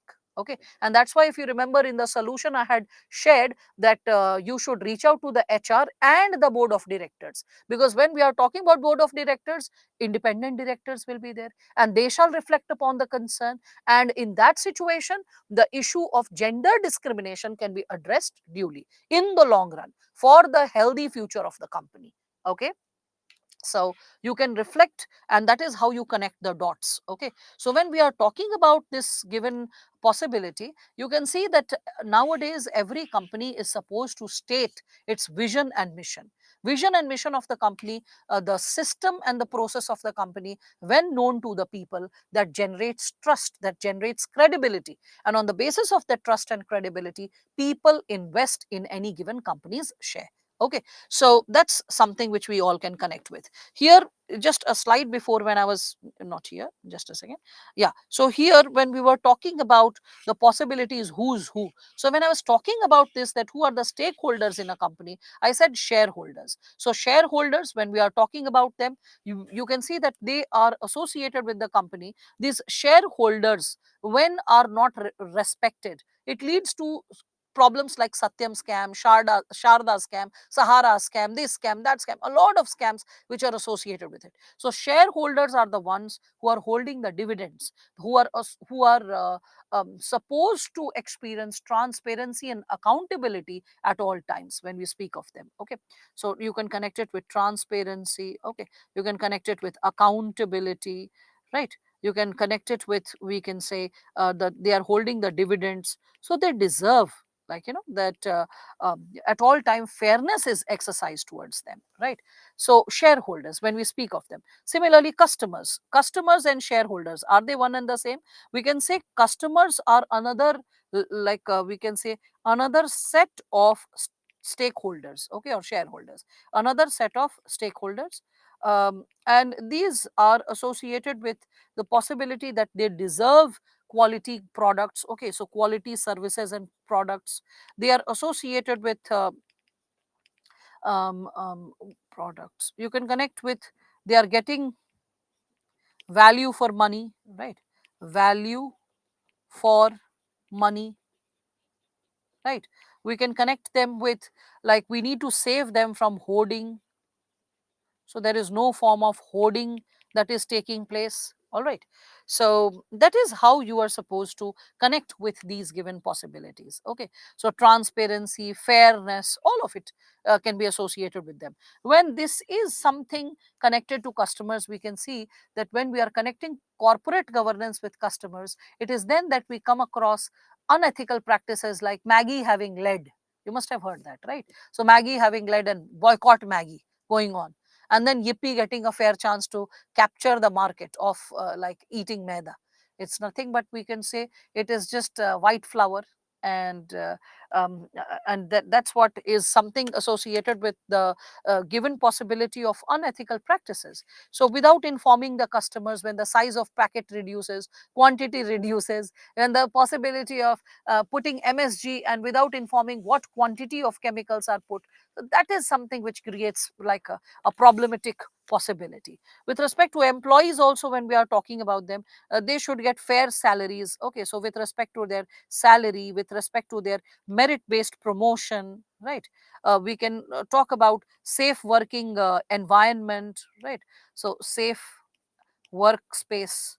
We can talk about their component associated with job satisfaction, job security, so job security, job satisfaction, okay, holidays, all of it can be associated with them, okay? Again, larger society, if you are talking about it, it is associated with all the stakeholders, definitely. And CSR emerges from the society, the very aspiration of CSR emerges from them. Managers, if you are thinking, this is associated with their work culture, okay, where how what kind of work culture they follow, whether it is democratic work culture or it is autocratic work culture, right? So that's something which you can like associate with corporate governance. So when we are talking about all these given possibilities with respect to corporate governance, corporate governance is actually looking into the possibility of distribution of rights, okay? So corporate governance is related to distribution of different types of rights, different types of rights and responsibilities, rights and responsibilities to different stakeholders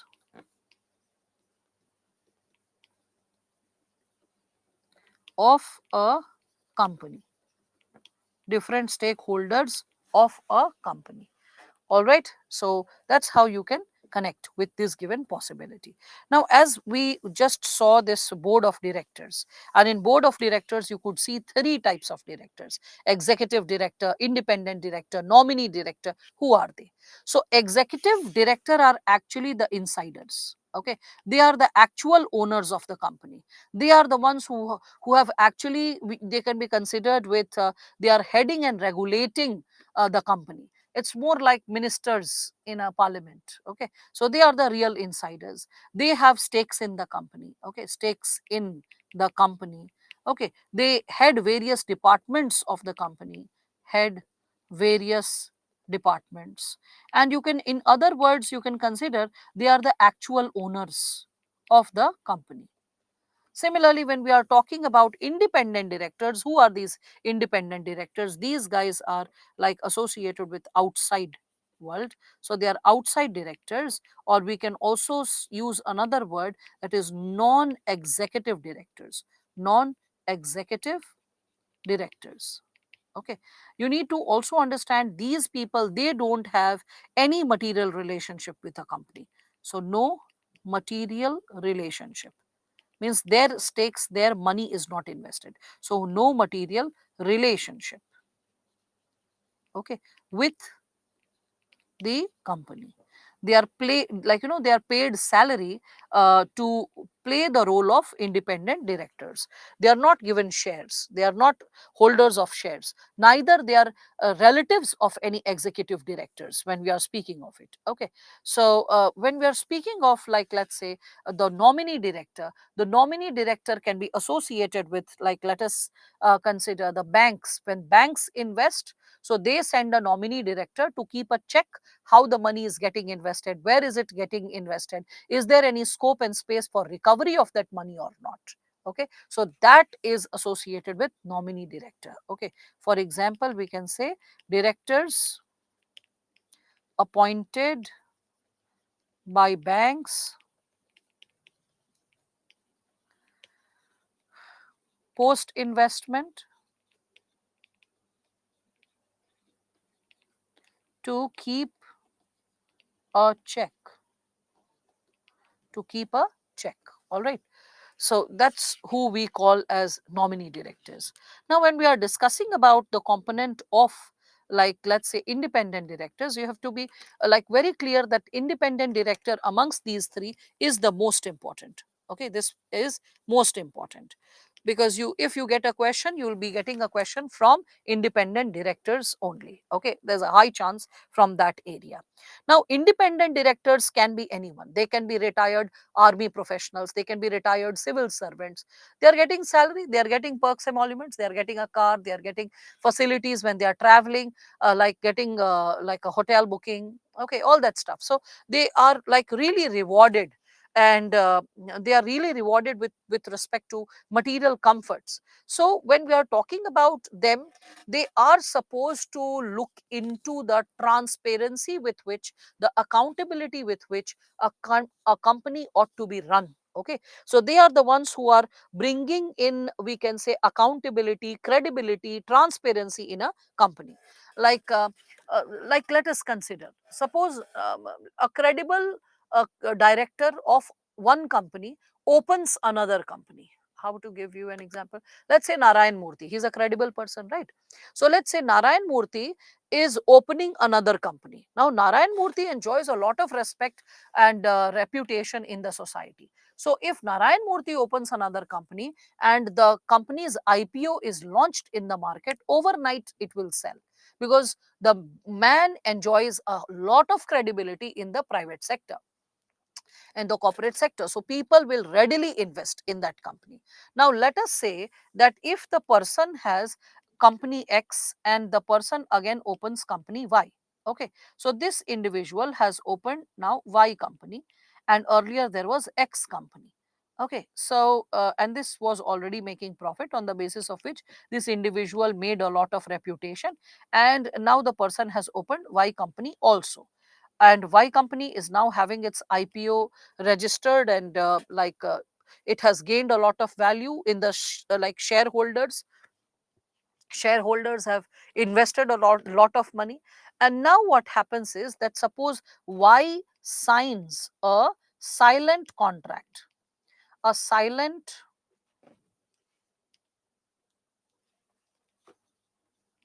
contract, a silent contract. Okay, so Y company, suppose it signs a silent contract. Okay, and like after like signing a silent contract, let us consider that they get into like silent contract with X. Okay, and they get into an unethical practice. Like, let's say what happens is that, suppose X is also making profit, Y is also making profit. Suppose Y made windfall profit 100 cr or something like that. Now, very intelligently, what they can do is that they can, the Y company will show that it is paying X company for its mentorship, and as mentoring it is paying, like, let's say 30 or 40 cr. So when the profit of X, sorry, of Y is going to X, oh my God, Sakib, you don't know IPO. SME, please help him with basic concepts. So no problem, Sakib, that's okay. I mean, like, you are not understanding share market, or you have not studied economy so far. That is what I can understand. And when you are studying like economy, you will be able to understand the meaning as well as the possibilities associated with how the share market operates, what is IPO, etc. Okay, all those people who know it, the full form of it, very good, congratulations. Now let us move ahead. So, like, let's say the Y company, it signs, like, a silent contract with X, and what happens is that, like, let's say the 40 cr is transferred to X for its services. Now, why did this get done? So the company's owner, he realizes that I have made 100 crore profit, so I can keep a sizable chunk of 100 crore profit only if I show expenses. In the name of expenses, the person shows that the expenses, like, Y has a lot of expenses, and one is associated with seeking guidance and mentorship, and that guidance and mentorship is taken from X. X is also the person's company, so when the payment is made to X, it is indirectly coming to that person. So the person is hijacking a sizable chunk of the profit, and with whatever is left, again the person is dividing between himself or herself and the shareholders. So the size of profit that shareholders should have received, it gets reduced. Who keeps a check over such unethical practices? It is the independent director. So the independent director really keeps a check over such, like, we can consider practices, because of which the role of independent director becomes too important. Okay, it lets not such deals happen. Okay, now the government, under the new companies rule, you can see it has mandated this possibility that 1/3 of directors of every company should be independent directors, and the public money, because the public money is something which is put at stake, that's why 1/3 of the directors ought to be independent directors. And especially after Satyam scam, and later on you can see Vijay Mallya, when we are reflecting upon his United Beverages or Kingfisher Airlines and all of that, a lot of money was lost and people's money was lost massively. So keeping a check over such, we can say, people, and bringing such individuals under scanner is possible only through the independent directors. Okay, so independent director plays a very vital role, a very crucial role, in maintaining ethics in a company, maintaining transparency, accountability and credibility in a company. Again, the appointment of independent director is also quite interesting. It is based on recommendations. Who gives the recommendation? Or nomination committee provides the recommendation for the appointment of the independent director. Okay, so the nomination committee, it is also associated with like majority of independent directors, and there is a fair appointment. There is no questioning of appointment. The appointment is very fair. The problem is in removal. Okay, the problem is in removal because just with a simple majority, the independent director can be removed from the board of directors. And who is like in the board of directors? So you can see that almost 2/3 of the members are associated with executive directors. So who is ruling the roost in terms of numbers? It is executive directors who are more in number. So if they are really threatened by an independent director, or they are seeing that an independent director is too active and is ensuring transparency, or is not letting like any kind of unethical practice articulate, so either they'll try to hide it as far as they can, and when they are realizing it's not getting hidden and the independent director shall act against their interest, there's a fair chance that they can remove that person even before the person can sniff the rat. The person can sniff the problem. Before that, the board of directors, just by a normal voting procedure, just by a simple majority, they can remove the independent director. Now, independent directors, sometimes they are aware of what is happening in the company, what wrong is happening in the company, but just to maintain good relations and to maintain their position, the profitable position that they are getting, they are getting comfortable money, they are getting like comfortable salary. So it is seen that just for the sake of maintaining that comfortable money and comfortable salary, a lot of times it is witnessed that the independent director gets into the practice of, we all can see the independent director gets into the practice of, we can see, like abiding by the rules of the company, abiding by sometimes certain not so ethical practices of the company, and doesn't protest. So you can consider, and this is the condition of maximum companies, so you cannot blame one company. Majority of the companies experience this, that because the independent director is pampered a lot with all the business class tickets and five-star hotels and stays and chauffeur driven cars, all of it free of cost, along with that a salary and other perks and emoluments, like access to premium clubs, membership of premium clubs, you can go and you can play golf, you can do whatnot. So with all that, these kind of problems come into exercise when we are talking about it. Okay, so similarly, when we are speaking of this given dimension, you can think of like Ratan Tata, you can think of Cyrus Mistry, all these people. Do you remember the infamous case of Ratan Tata and Cyrus Mistry related to nano car? Are you aware of it? Yeah, and what happened to the independent director? No? Okay, all right. So Nusli Wadia, are you aware of Nusli Wadia?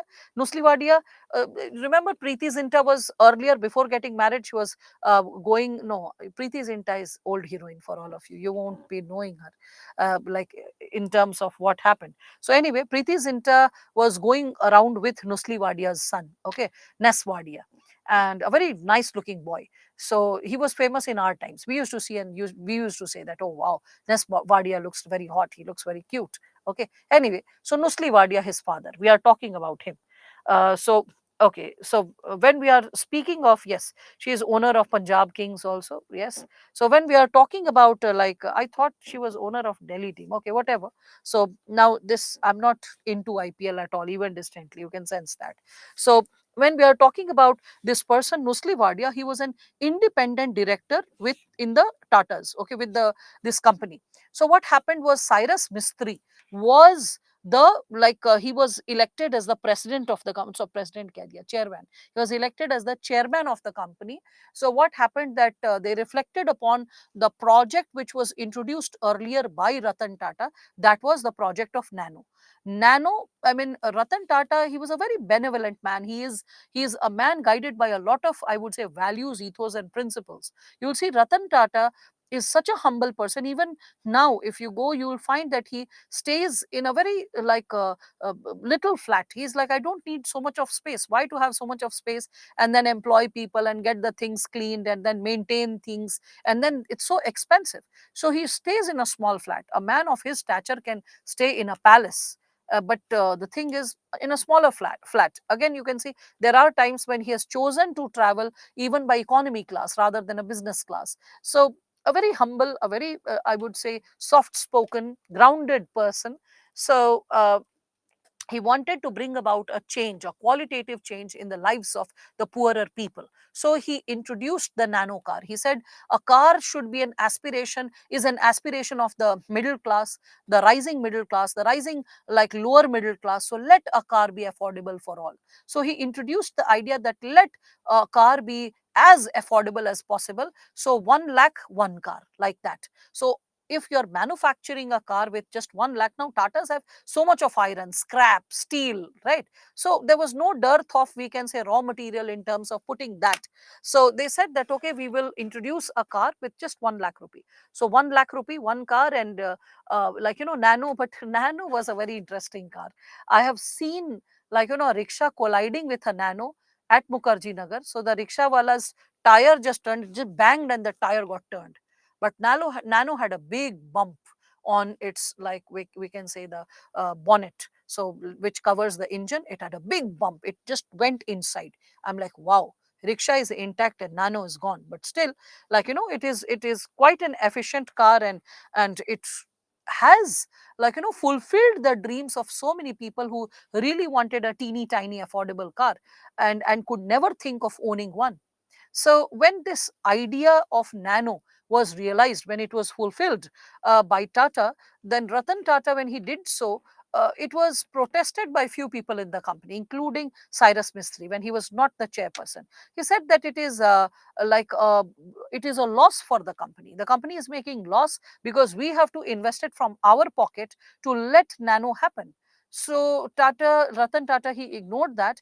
Later on, when Cyrus Mistry became the chairperson, he like urged the possibility of doing away with the nano car, because it is associated with the nano project, because it is associated with heavy losses. Now, and this was something which was also supported by Nusli Wadia. Nusli Wadia also considered that yes, a company can never profiteer if there is so much of huge liability. Okay, so and the shareholders are also making tremendous loss. And what is the independent director employed for? The independent director is meant for looking into the larger interest of what? The larger interest of the shareholders, right? And shareholders were making loss because of this decision of Mr. Tata. Now, lower middle class or middle class should own a car. That's correct. That's true. But even the shareholder is a middle class. How about the interest of the shareholder? Is the shareholder not losing? Should the interest of the shareholder not be preserved? So, like, given all these concerns, what happened was that at that given moment, this was observed that it was like, this project was pushed out. And as an independent director, as Nusli Wadia supported this, Ratan Tata, using his discretionary powers over the board of directors, he got him removed. When Nusli Wadia was removed, it came as a shock at national level. And this fight going on inside the Tatas, and the, we can say, unethical removal of the independent director, caused a lot of attention. That it is not by appointment that corruption can happen, it is by the pressures of removal that an independent director can be coerced or influenced.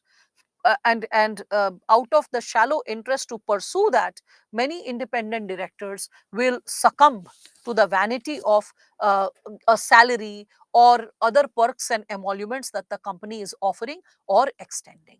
Okay, so with respect to this, when we are discussing about the role of independent director, it is very crucial. They are the people who are safeguarding the values of a company, like transparency, accountability, credibility, trust. They are the people who are responsible for maintaining a non-partisan stand, okay, an impartial non-partisan stand. They are the people who are supposed to act as the trustees of, we can say, the shareholders, the interest of the shareholders. These are the individuals who play a very important role in prevention and detection of fraud that potentially may happen in a company, okay. And their presence, like, avoids any conflict of interest with respect to the, like, we can say, with respect to the shareholders, as well as conflict of interest emerging in a family business. Their presence ensures that ethical dilemmas are solved effectively, okay, when we are speaking of them. So they, like, play a very vital role, or they play a very crucial role when we are speaking of this relation of Tata story with this topic. Wow, thank you, Ms. Ba, for reminding again the same thing, that like, the possibility of like narrating the entire Ramayana and someone asking who is Sita.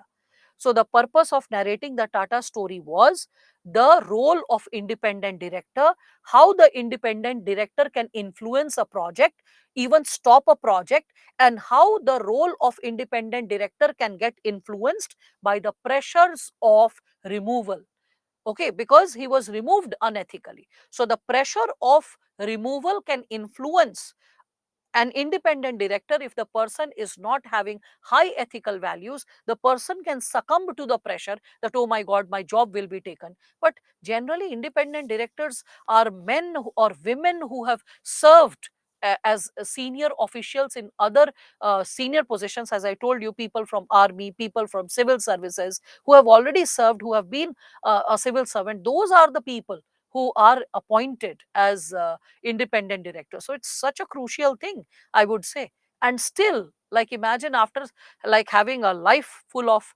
luxury and service and like a healthy salary, at the age of retirement or rather post retirement, when they are getting this job, rather than honoring the position of the job, many of them, just for the sake of maintaining that job, they succumb to the unethical practices. Okay, Misbah, are you connecting with this given topic now, that why the example was given?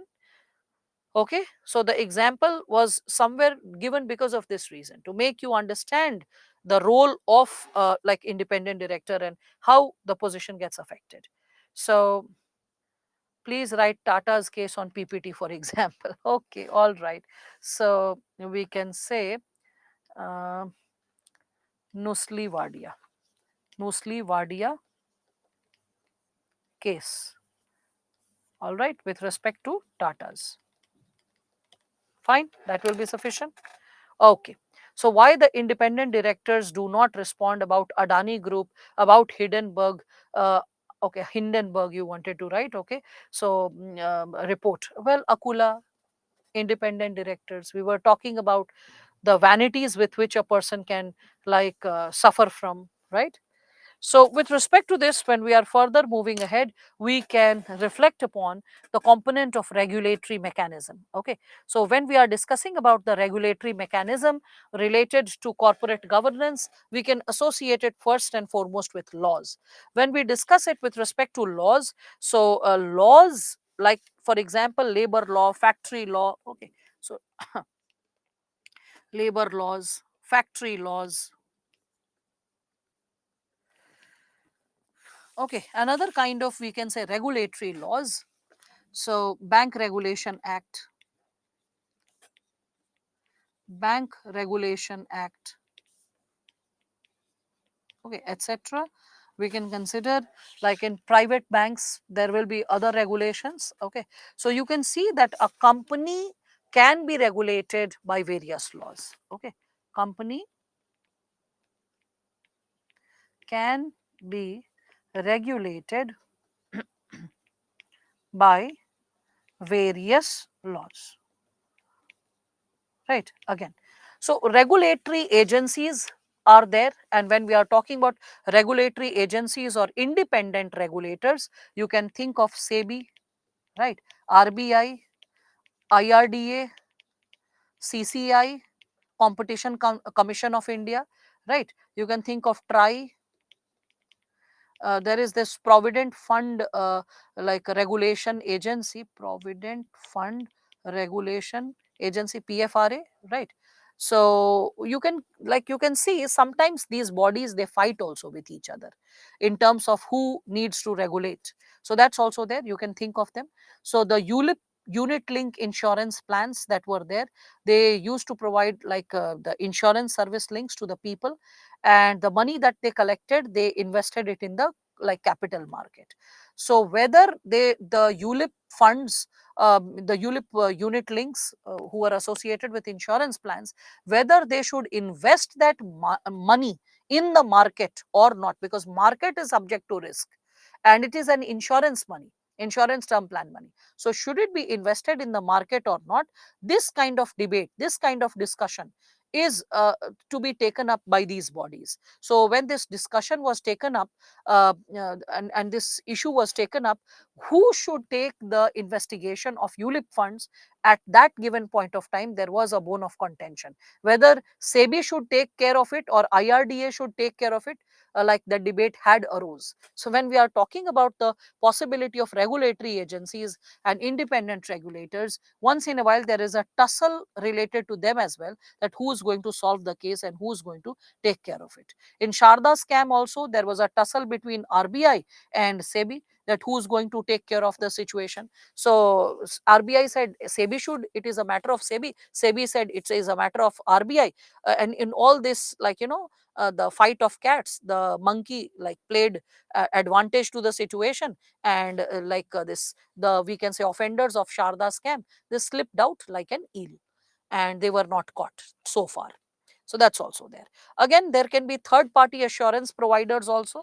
So third party assurance providers, when we are speaking of, all right, with respect to this given segment, That's amazing, Mithilesh, that you were able to meet Ratan Tata, sir. That's amazing. He's a very nice man. I mean, every time I read about him or even think about him, I feel very good. Like, people can affect with their energy. He's a man I would love to meet sometime in my life. Anyway, so when we are talking about third party insurance providers, you can consider that they can be associated with Chrysler, even rating agencies for movies. Okay, when we are talking about like Smera, SMERA, right, to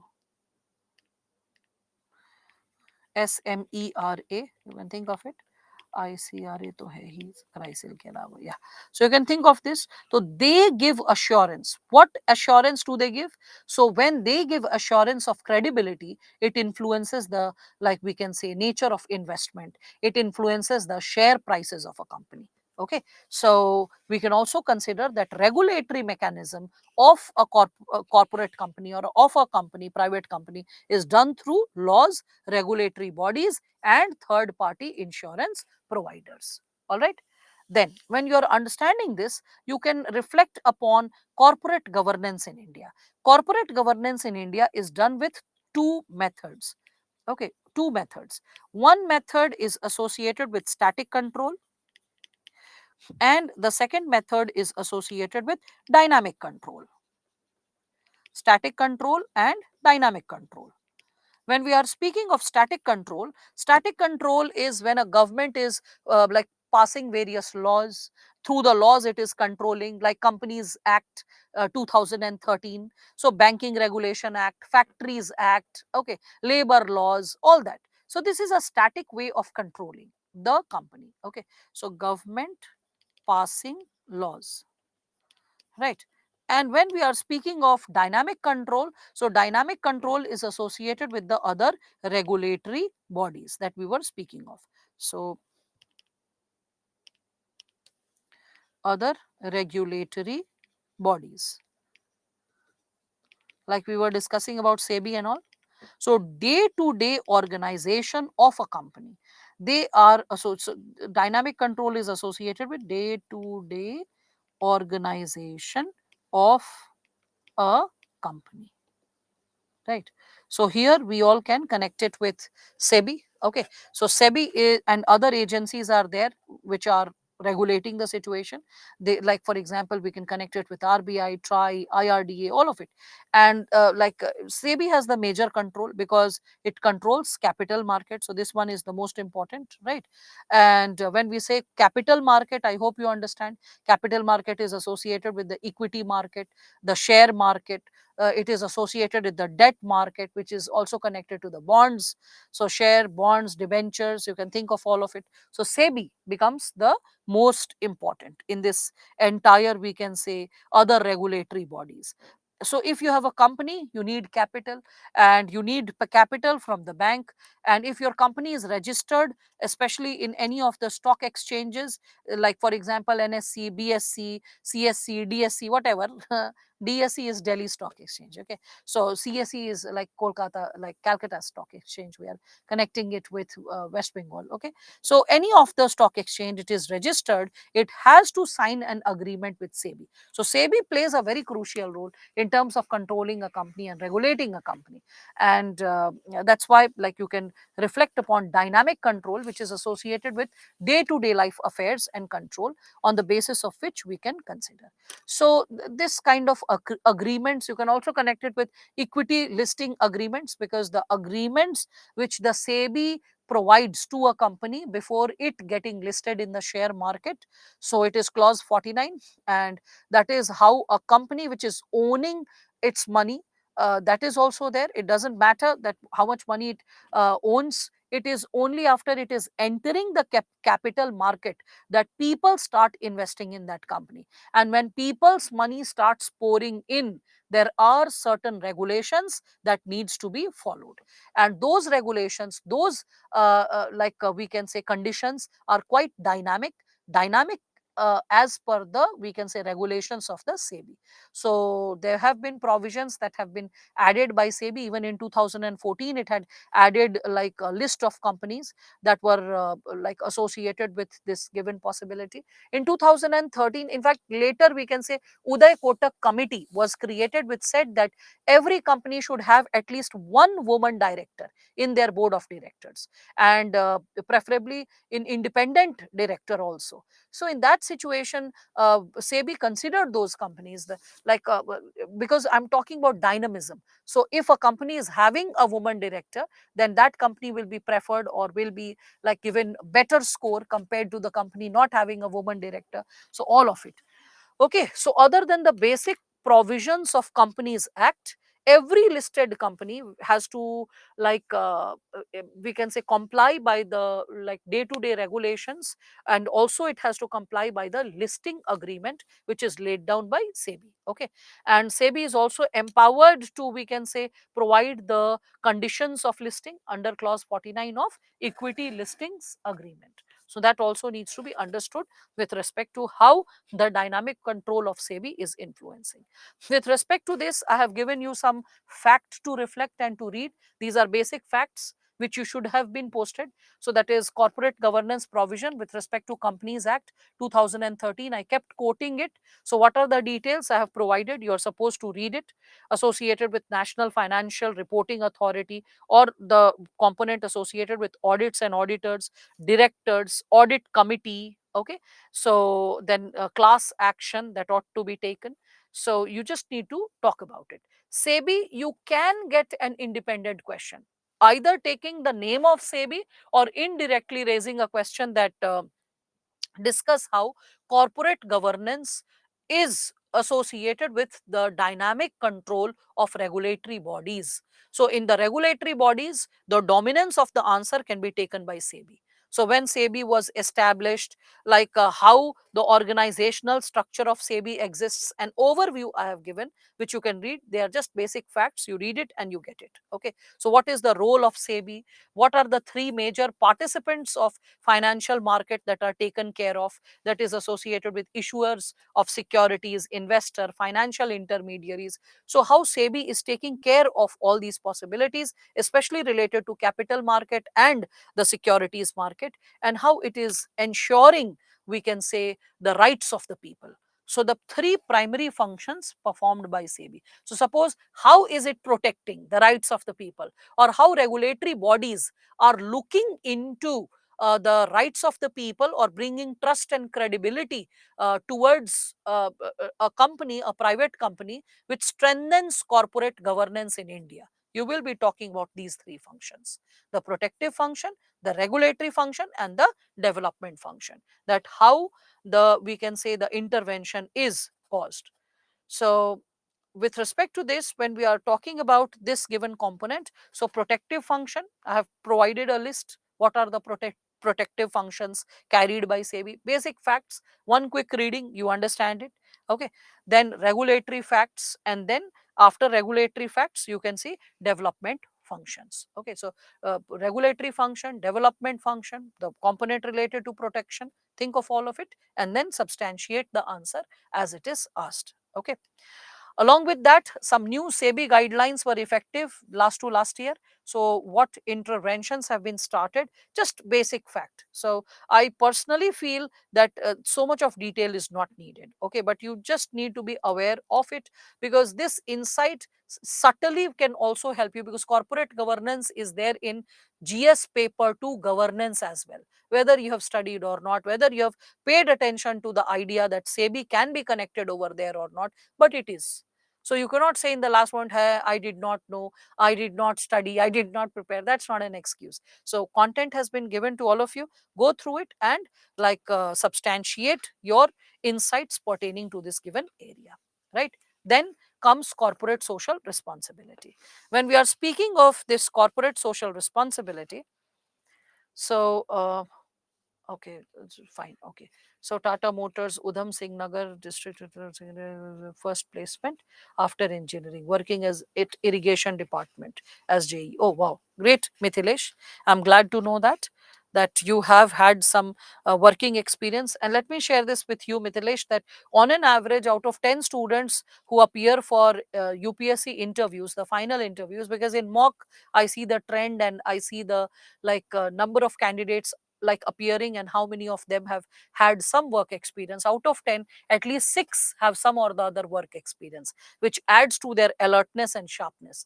Because when a person is doing job, the person understands the importance of every ticking hour, because the person knows that when a person is slogging hard for 7, 8 or 10 hours and then getting a salary, there is a value attached to time. So time cannot be casually wasted. So that's why people who are working professional or who have been working professional, they're it is very challenging for them to prepare for the exam, but their level of output in limited number of hours is sharper than a student who's very casual and laid back about preparation of exams. So with a focused approach despite the job, you can create that possibility. Okay, so with a focused approach you can create the dimension associated with the segment. Okay, not taught in class. What is not taught in class, Labdi? I cannot make out from the sentence. Okay, so SMEs, what is okay, fine. So with respect to this corporate social responsibility, okay, as we are heading to it, so again, one more thing, suppose if there is a question that what is the role of SEBI, if it is given, so all the points that I have just shared with all of you, 3 types of function. So first, start with the introduction that SEBI is associated with providing dynamic control, clause 49 of Listing Agreements Act, talk about it, and say that it also performs advisory role to bring in certain reforms. Okay, as we can see in 2013 recommendations, and then from there you enlist all the 3 types of suggestions that was given.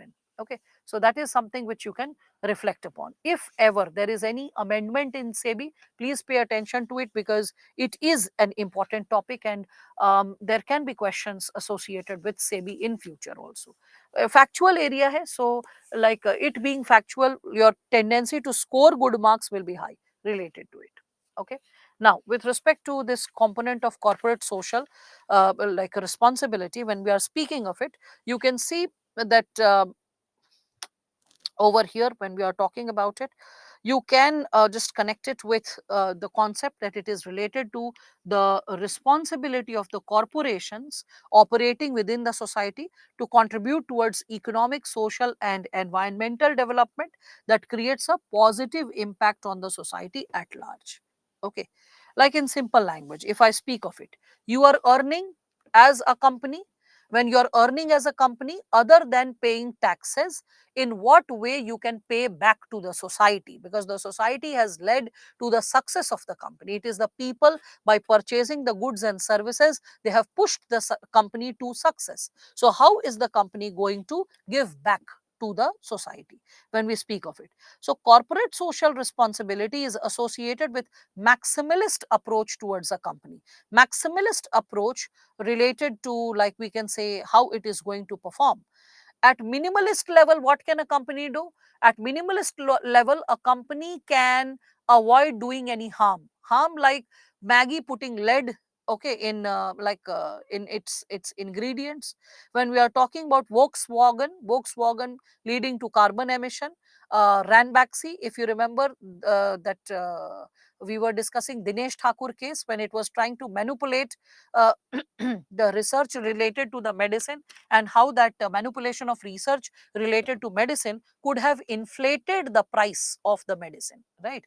So think of all that. Johnson and Johnson, asbestos was found in its products meant for babies, the talcum powder and all. Imagine asbestos, which is poisonous, which is cancerous, found in Johnson and Johnson products. So when we are speaking of this component of minimalist approach, so minimalist approach is what? Minimalist means at no cost harm is caused to the people. That's what minimalism means.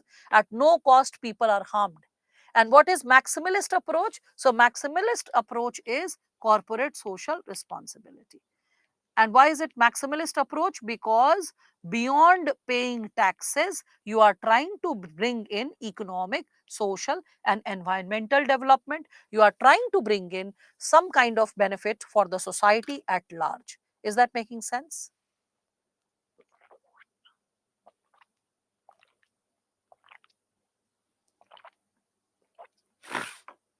Yes, Pepsi with plastic water bottles. That's also there. Okay, corporate governance was not covered in governance. No problem. No problem, Labdi. It's covered here. There are so many topics which go in sharing, with respect to like governance and ethics. That's why I said that this subject is so beautiful. It is connected to society, connected to psychology, connected to history, connected to philosophy, connected to governance. Five subjects. There is so much of overlapping. And that's why, while updating, suppose I'm updating for social issues, it's easier because it's like any social issue concern, anything in news, you have to like cut and it's done. With respect to this, I have to constantly be alert, read every news and keep like channelizing it in my mind. Is it related to ethical concern? Is it related to concern with civil services? Is it having some psychological implication? Is it having some administrative or governance related implication?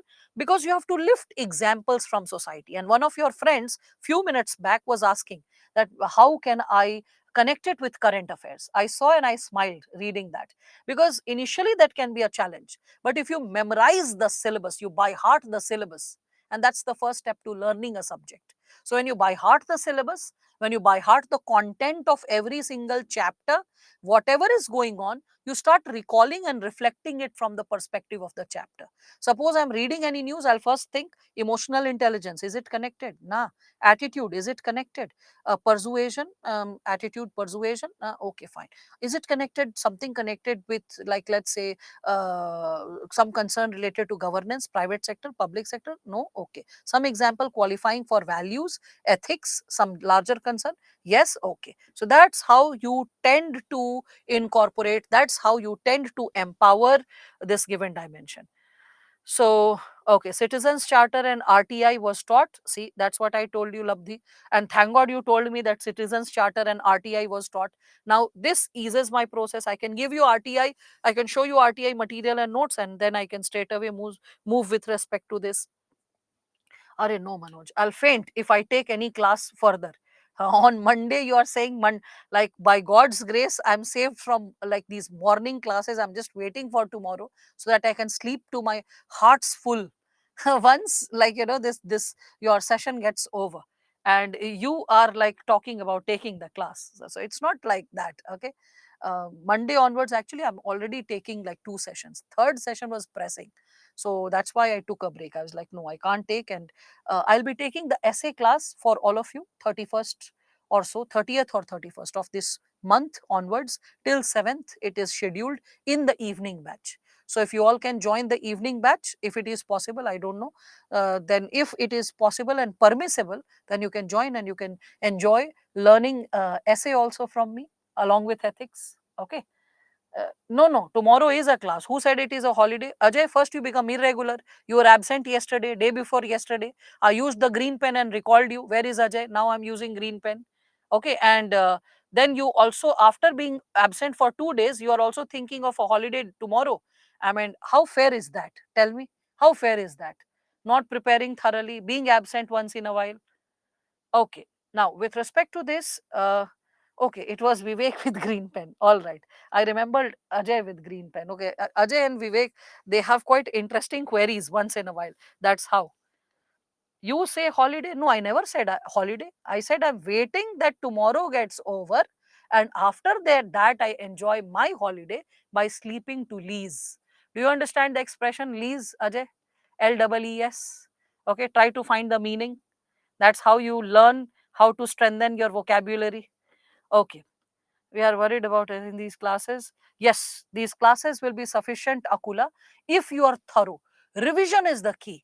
Akula, for you as well as for every student, revision is the key. Just go through the notes that I have got it uploaded.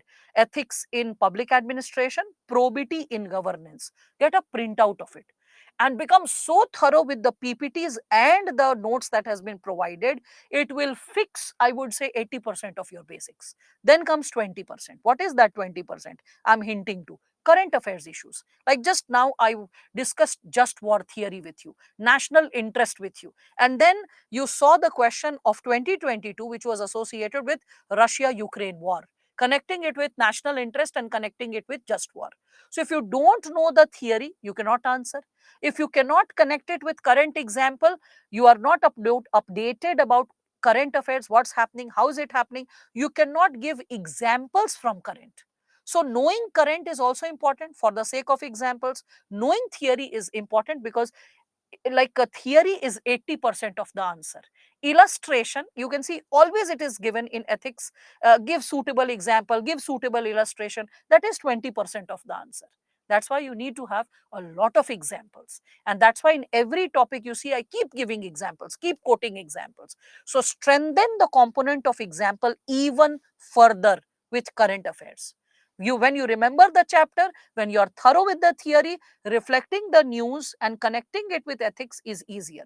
There is one more source, Indian Express. Every week, it takes out some material pertaining to ethics for civil services. Yes, Indian Express, the newspaper, the online edition of it. Go through it. Every week, it takes out some component related to ethics as well. Those updates will be very helpful for you in incorporating examples or preparing this area with respect to, we can say, with respect to this ethics paper for civil services exam. All right. Now, as we are further moving ahead with this given segment, corporate social responsibility. So, your understanding corporate social responsibility is based on maximalist approach. It is associated with inclusion of CSR. Okay, is associated with the government is engaging the businesses with the national development agenda. Let me explain this. When Swachh Bharat Abhiyan started, then the government encouraged the corporate bodies that please invest the 2% of, like, you must be aware of this fact that corporate under CSR fund, 2% of the profit that a company has made at annual basis, it should be devoted, it should be shared, it should be given for corporate social responsibility.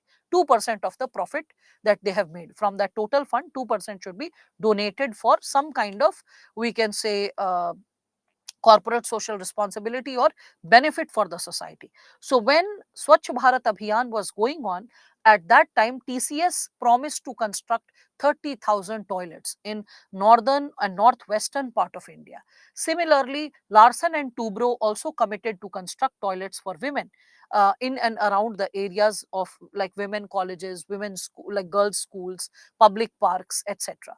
In the similar manner, you can see that there was this after L&T, Larsen and Toubro, there was this another company. This was Hindustan Unilever. Now it is Unilever.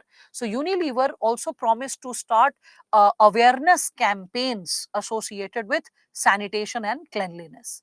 So you can see that the government schemes, the government policies, the government's development agenda is also carried forward through corporate social responsibility. It's like private company assisting in the execution of or in furthering the causes of the government, furthering the schemes of the government, furthering the programs, developmental programs of the government. So it's the private sector also contributing to that specific cause. All right. I hope that's making sense. No, it's perfectly fine. Reading Hindu, there's no problem in reading Hindu, Manoj. I'm saying extra पढ़ लेना चाहिए. If you read something extra, it does value addition. So what is that extra part? The extra part is Indian Express, current affairs. Amazing. It will help you. So, all right. It's fine. Like Akula, when you are struggling to write the answer, you have to remember there are stages to answer writing. First stage is opening the notes, reading the question, opening something from current affairs, whatever like content. Open all raw material, see the raw material and write. When nothing is a part of your memory, how can you write the answer? And for memory, you need revision, at least 5 revision. Before completing 5 revision, if a person has to write an answer, the child has to open the raw material, see the raw material, refer the raw material, pick expressions, pick sentences and write it down. First, you'll write very short answer or very big answer. Then Keep practicing like that. Do 2 to 3 answers at least. Then you'll realize that you can moderate the content. You can write sizable content. And then you will realize revision is important. If everything was a part of your memory that is written in the notes, that is written in the copy, if everything was a part of your memory, by thinking and abbreviating, you could have written. But that is stage 2. Okay. First stage, see and write. When 2 3 answers are done, you'll realize that with memory, the content can be yours. Once the content is yours, without opening the notes, you can write it further. That's stage 2. Stage 3 is test series. When you are not expecting the question, it is dawning upon you, and then you are fighting it. So 3 stages to answer writing. All right. Yes, Clean India campaign can be associated with CSR. Government alone cannot handle the country. No, darling. Government can handle the country, Payal. Okay. But why should the government only handle the country? When we are talking about minimum government, maximum governance, when the PM is raising the slogan, how will maximum governance take place? When citizens are participating, private companies are participating in furthering the goals of the government. Is that making sense, Payal?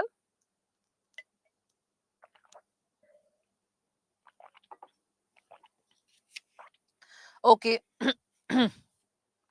So, my goodness. So, when we are speaking of this given subsegment associated with responsibilities of the CSR committee, I have provided you some material associated with it. Activities under CSR, the like you can see hunger and poverty, education, gender equality, empowering women, child mortality, environment sustainability, vocational skill. These are some popular activities that are taken under corporate social responsibility. In present times, we can see that companies or corporate sector, it is generating a lot of wealth, it is creating a lot of employment. So there is a lot of onslaught, a lot of impact associated with climate. It will impact environmental sustainability. It will impact the living conditions of the human beings. Hence, by doing corporate social responsibility, there is efficiency and sufficiency both that is brought in the given segment. So this question, if you are seeing that in this background, do you okay? Do you believe? Sorry, do you believe that corporate, some parts were not typed, no problem, I'm just writing it down. Do you believe that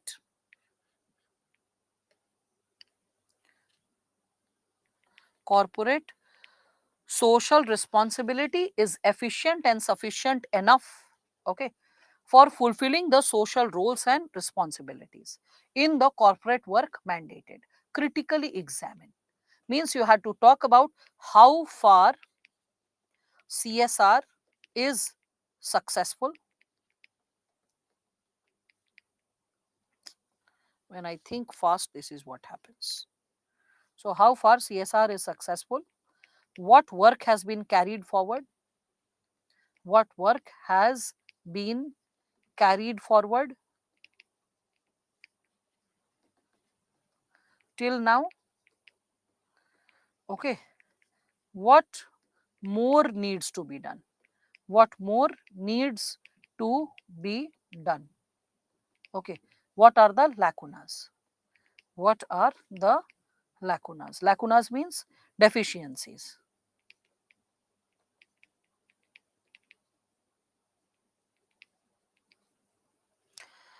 So, when you are writing the answer with this approach, you are able to substantiate the components. All right. Towards the end, you can just discuss the possibility of, you can consider after writing this, then you can just wrap up the answer with the dimension that therefore CSR and its purpose or relevance, anything that what is CSR meant for. That's how you can write the answer. Okay. So that's how you will be able to we can say bring in relevance. Corporate social responsibility has brought a lot of change, like adopt a heritage. It was taken up, whereby I remember that Dalmias had adopted the Red Fort and upkeeping of the Red Fort, taking care of the Red Fort. So the purpose of corporate social responsibility is not only nowadays associated with the social or environmental concerns, it is also related to cultural concerns, safeguarding our culture, right? Similarly, you can see Ambani's, they established a kiosk in various parts of rural India and provided initial 10 G, like not 10 GB, it was, initially, so they started with 10 GB only, 100 GB initially, then 10 GB of free data. If you need more, then you go ahead to purchase this, purchase more data pack. Again, you can see they started like free kiosks in different places. Like I remember, free internet is provided in the that temple which I visited, that is Kamakya temple in Guwahati. So there is free internet provided in certain zones, uh, so that the devotees who have traveled from different parts, if it is necessary to connect with their loved ones, they are able to do so. Similarly, it was like, you can see there is corporate social responsibility associated with tree plantation drives. Again, there have been adopting villages. So companies that have adopted villages and worked towards it, Save the Girl Child campaign. So all that can also be connected. So adopting a village, Save the Girl Child campaign, all this, when we are talking about it, it was Mr. Agarwal of Vedanta. He did it, and it was done after the mudslinging on Vedanta related to, and that was perfectly fine, because Vedanta was indulging in unethical environmental practices in Odisha. So as a response to it, trying to clean its image, it adopted villages and converted them into ideal village. It also got into the practice of other than making ideal village, I remember it got into Save the Girl Child campaign, which earlier, when Pranav Roy was there and Priyanka Chopra was there in India, so they also were brand ambassadors, and that was done under corporate social responsibility. So you can think of a lot of examples, and this corporate social responsibility has a definite history. You can connect it with, ancient times. The merchants, the traders, they used to plant trees. They, other than getting the trees planted, they used to get pots of cold water placed across the roadside, which was called pyau, so that a thirsty person can be served water. There were fruit bearing trees that were planted, so that the passers by can have free access to fruits. There were dharamshalas, or we can say restrooms, that were created. So, like, the idea of benevolence, the idea of exercising corporate social responsibility has been a part of Indian ethos, has been a part of Indian psyche for, we can say, for quite some time. Red Fort Misbah, that is Dalmia. Earlier, remember, after independence, there was other than Tatas, Birlas, the third family which was quite noted was Dalmias. Okay, so you can think of all that given possibility. So it's not that private sector or the private concerns were never associated with charity or social service.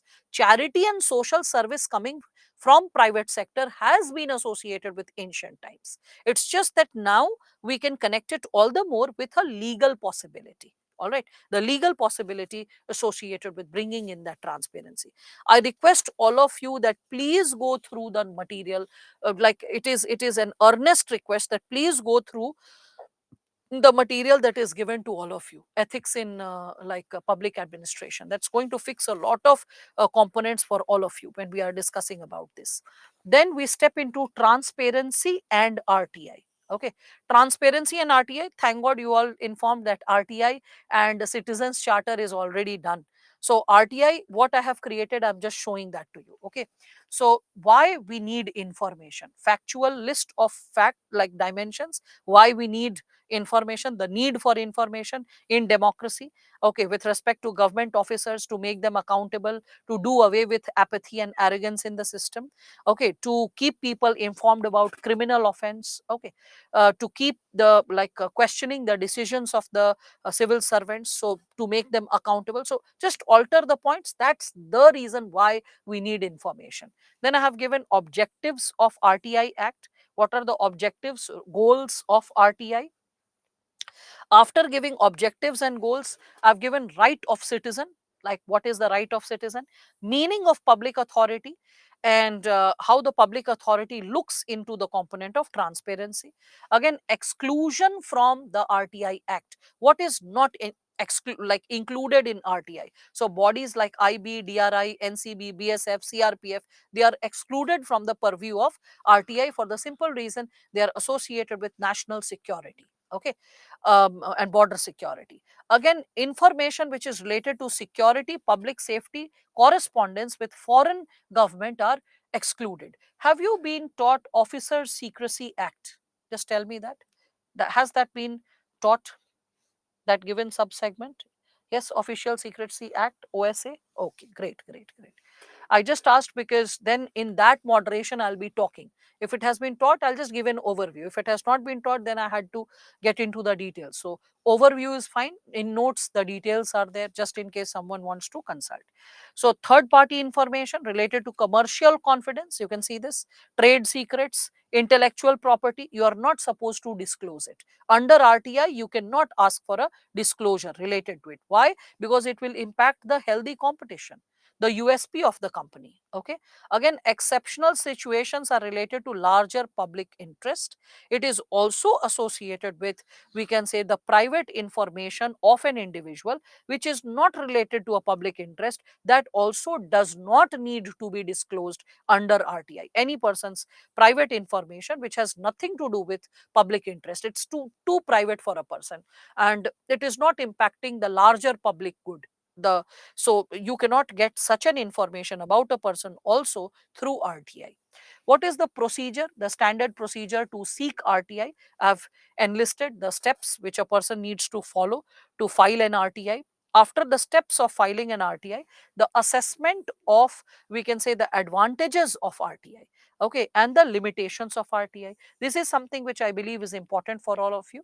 The assessment part, how it is advantageous, and what are the challenges or delimitations which are existing in present. So if a question is there that though RTI has been beneficial, yet it has lost its teeth due to recent amendments. So you will be talking about this assessment and delimitation along with the recent amendment clubbed together. That's how the answers go. Okay. So again, optimization of RTI Act. How can we optimize it? A brief overview of official secrecy. This secrecy, I'm saying Official Secrets Act. This is of 1923. So just a basic overview. Information under Official Secrets Act. What you can disclose, what you can't, or how Official Secrets Act is like in not in consonance with RTI, how it is versus RTI, how it is in contrast with it, and what is the opinion of second ARC related to both, related to the Official Secrets Act as well as the RTI. Okay, so both, how it is taken in consideration. Then a basic question, is OSA an obstacle for RTI, and what are the recent amendments? So the recent amendments I was talking, this is again very important. This is the reason why it is considered that RTI has lost its teeth, because the very possibility earlier of like the power to fix the tenure, salary, terms and condition of information commission officers and the information commissioner, it was not earlier with union government. The moment this power comes under union government, the person is at the pleasure of the union government. The moment the person is getting into any investigation which is not at the pleasure of union government, the person will not be like at par. Thank you for sharing this information, Akula, that all this has been discussed. So great, it has been discussed, and this is there in the material also. So main amendments under the provision. So CICs, you can read about them. Justification of the government, what is given, that's given. Counter view, this is important once again. Notification of RTI rules, just read this, this is also important. So what is important, I'm marking it, okay. An impact of RTI Act amendments. So what is the impact? Read this as well. All right. I've given some image of Citizens Charter as well. So Citizens Charter, an overview, you can just read and you can come. I have provided some material related to Citizens Charter. What is its origin? This is just an example. This diagram is for an example. How a Citizens Charter looks like. This is a Citizens Charter related to Primary Health Center of Meghalaya. Okay. So what is a Citizens Charter? The origin of it, the 6 principles of Citizens Charter, charter in India, objectives, some basic facts have been given. What I'll do is tomorrow I'll just give a verbal overview, and after the verbal overview, I will just come up with like discussing the components related to probity in governance, whereby code of ethics, code of conduct, like important subtopics are still there which needs to be worked out. Okay, so let us move and move ahead with the given sub segments. Okay, yes, I got it. 23-page notes. There are two notes, Bhuvaneshwari and all the students. Two notes: probity in governance and ethical concerns in public administration. Please download both. Take a printout. It will be helpful. It will be easier than Subbarao. If you are struggling with Subbarao, it will be easier for you to cope up with it. All right. So I realize that I'm an introvert rather than extrovert. Then rest of it. There's no problem in being an introvert.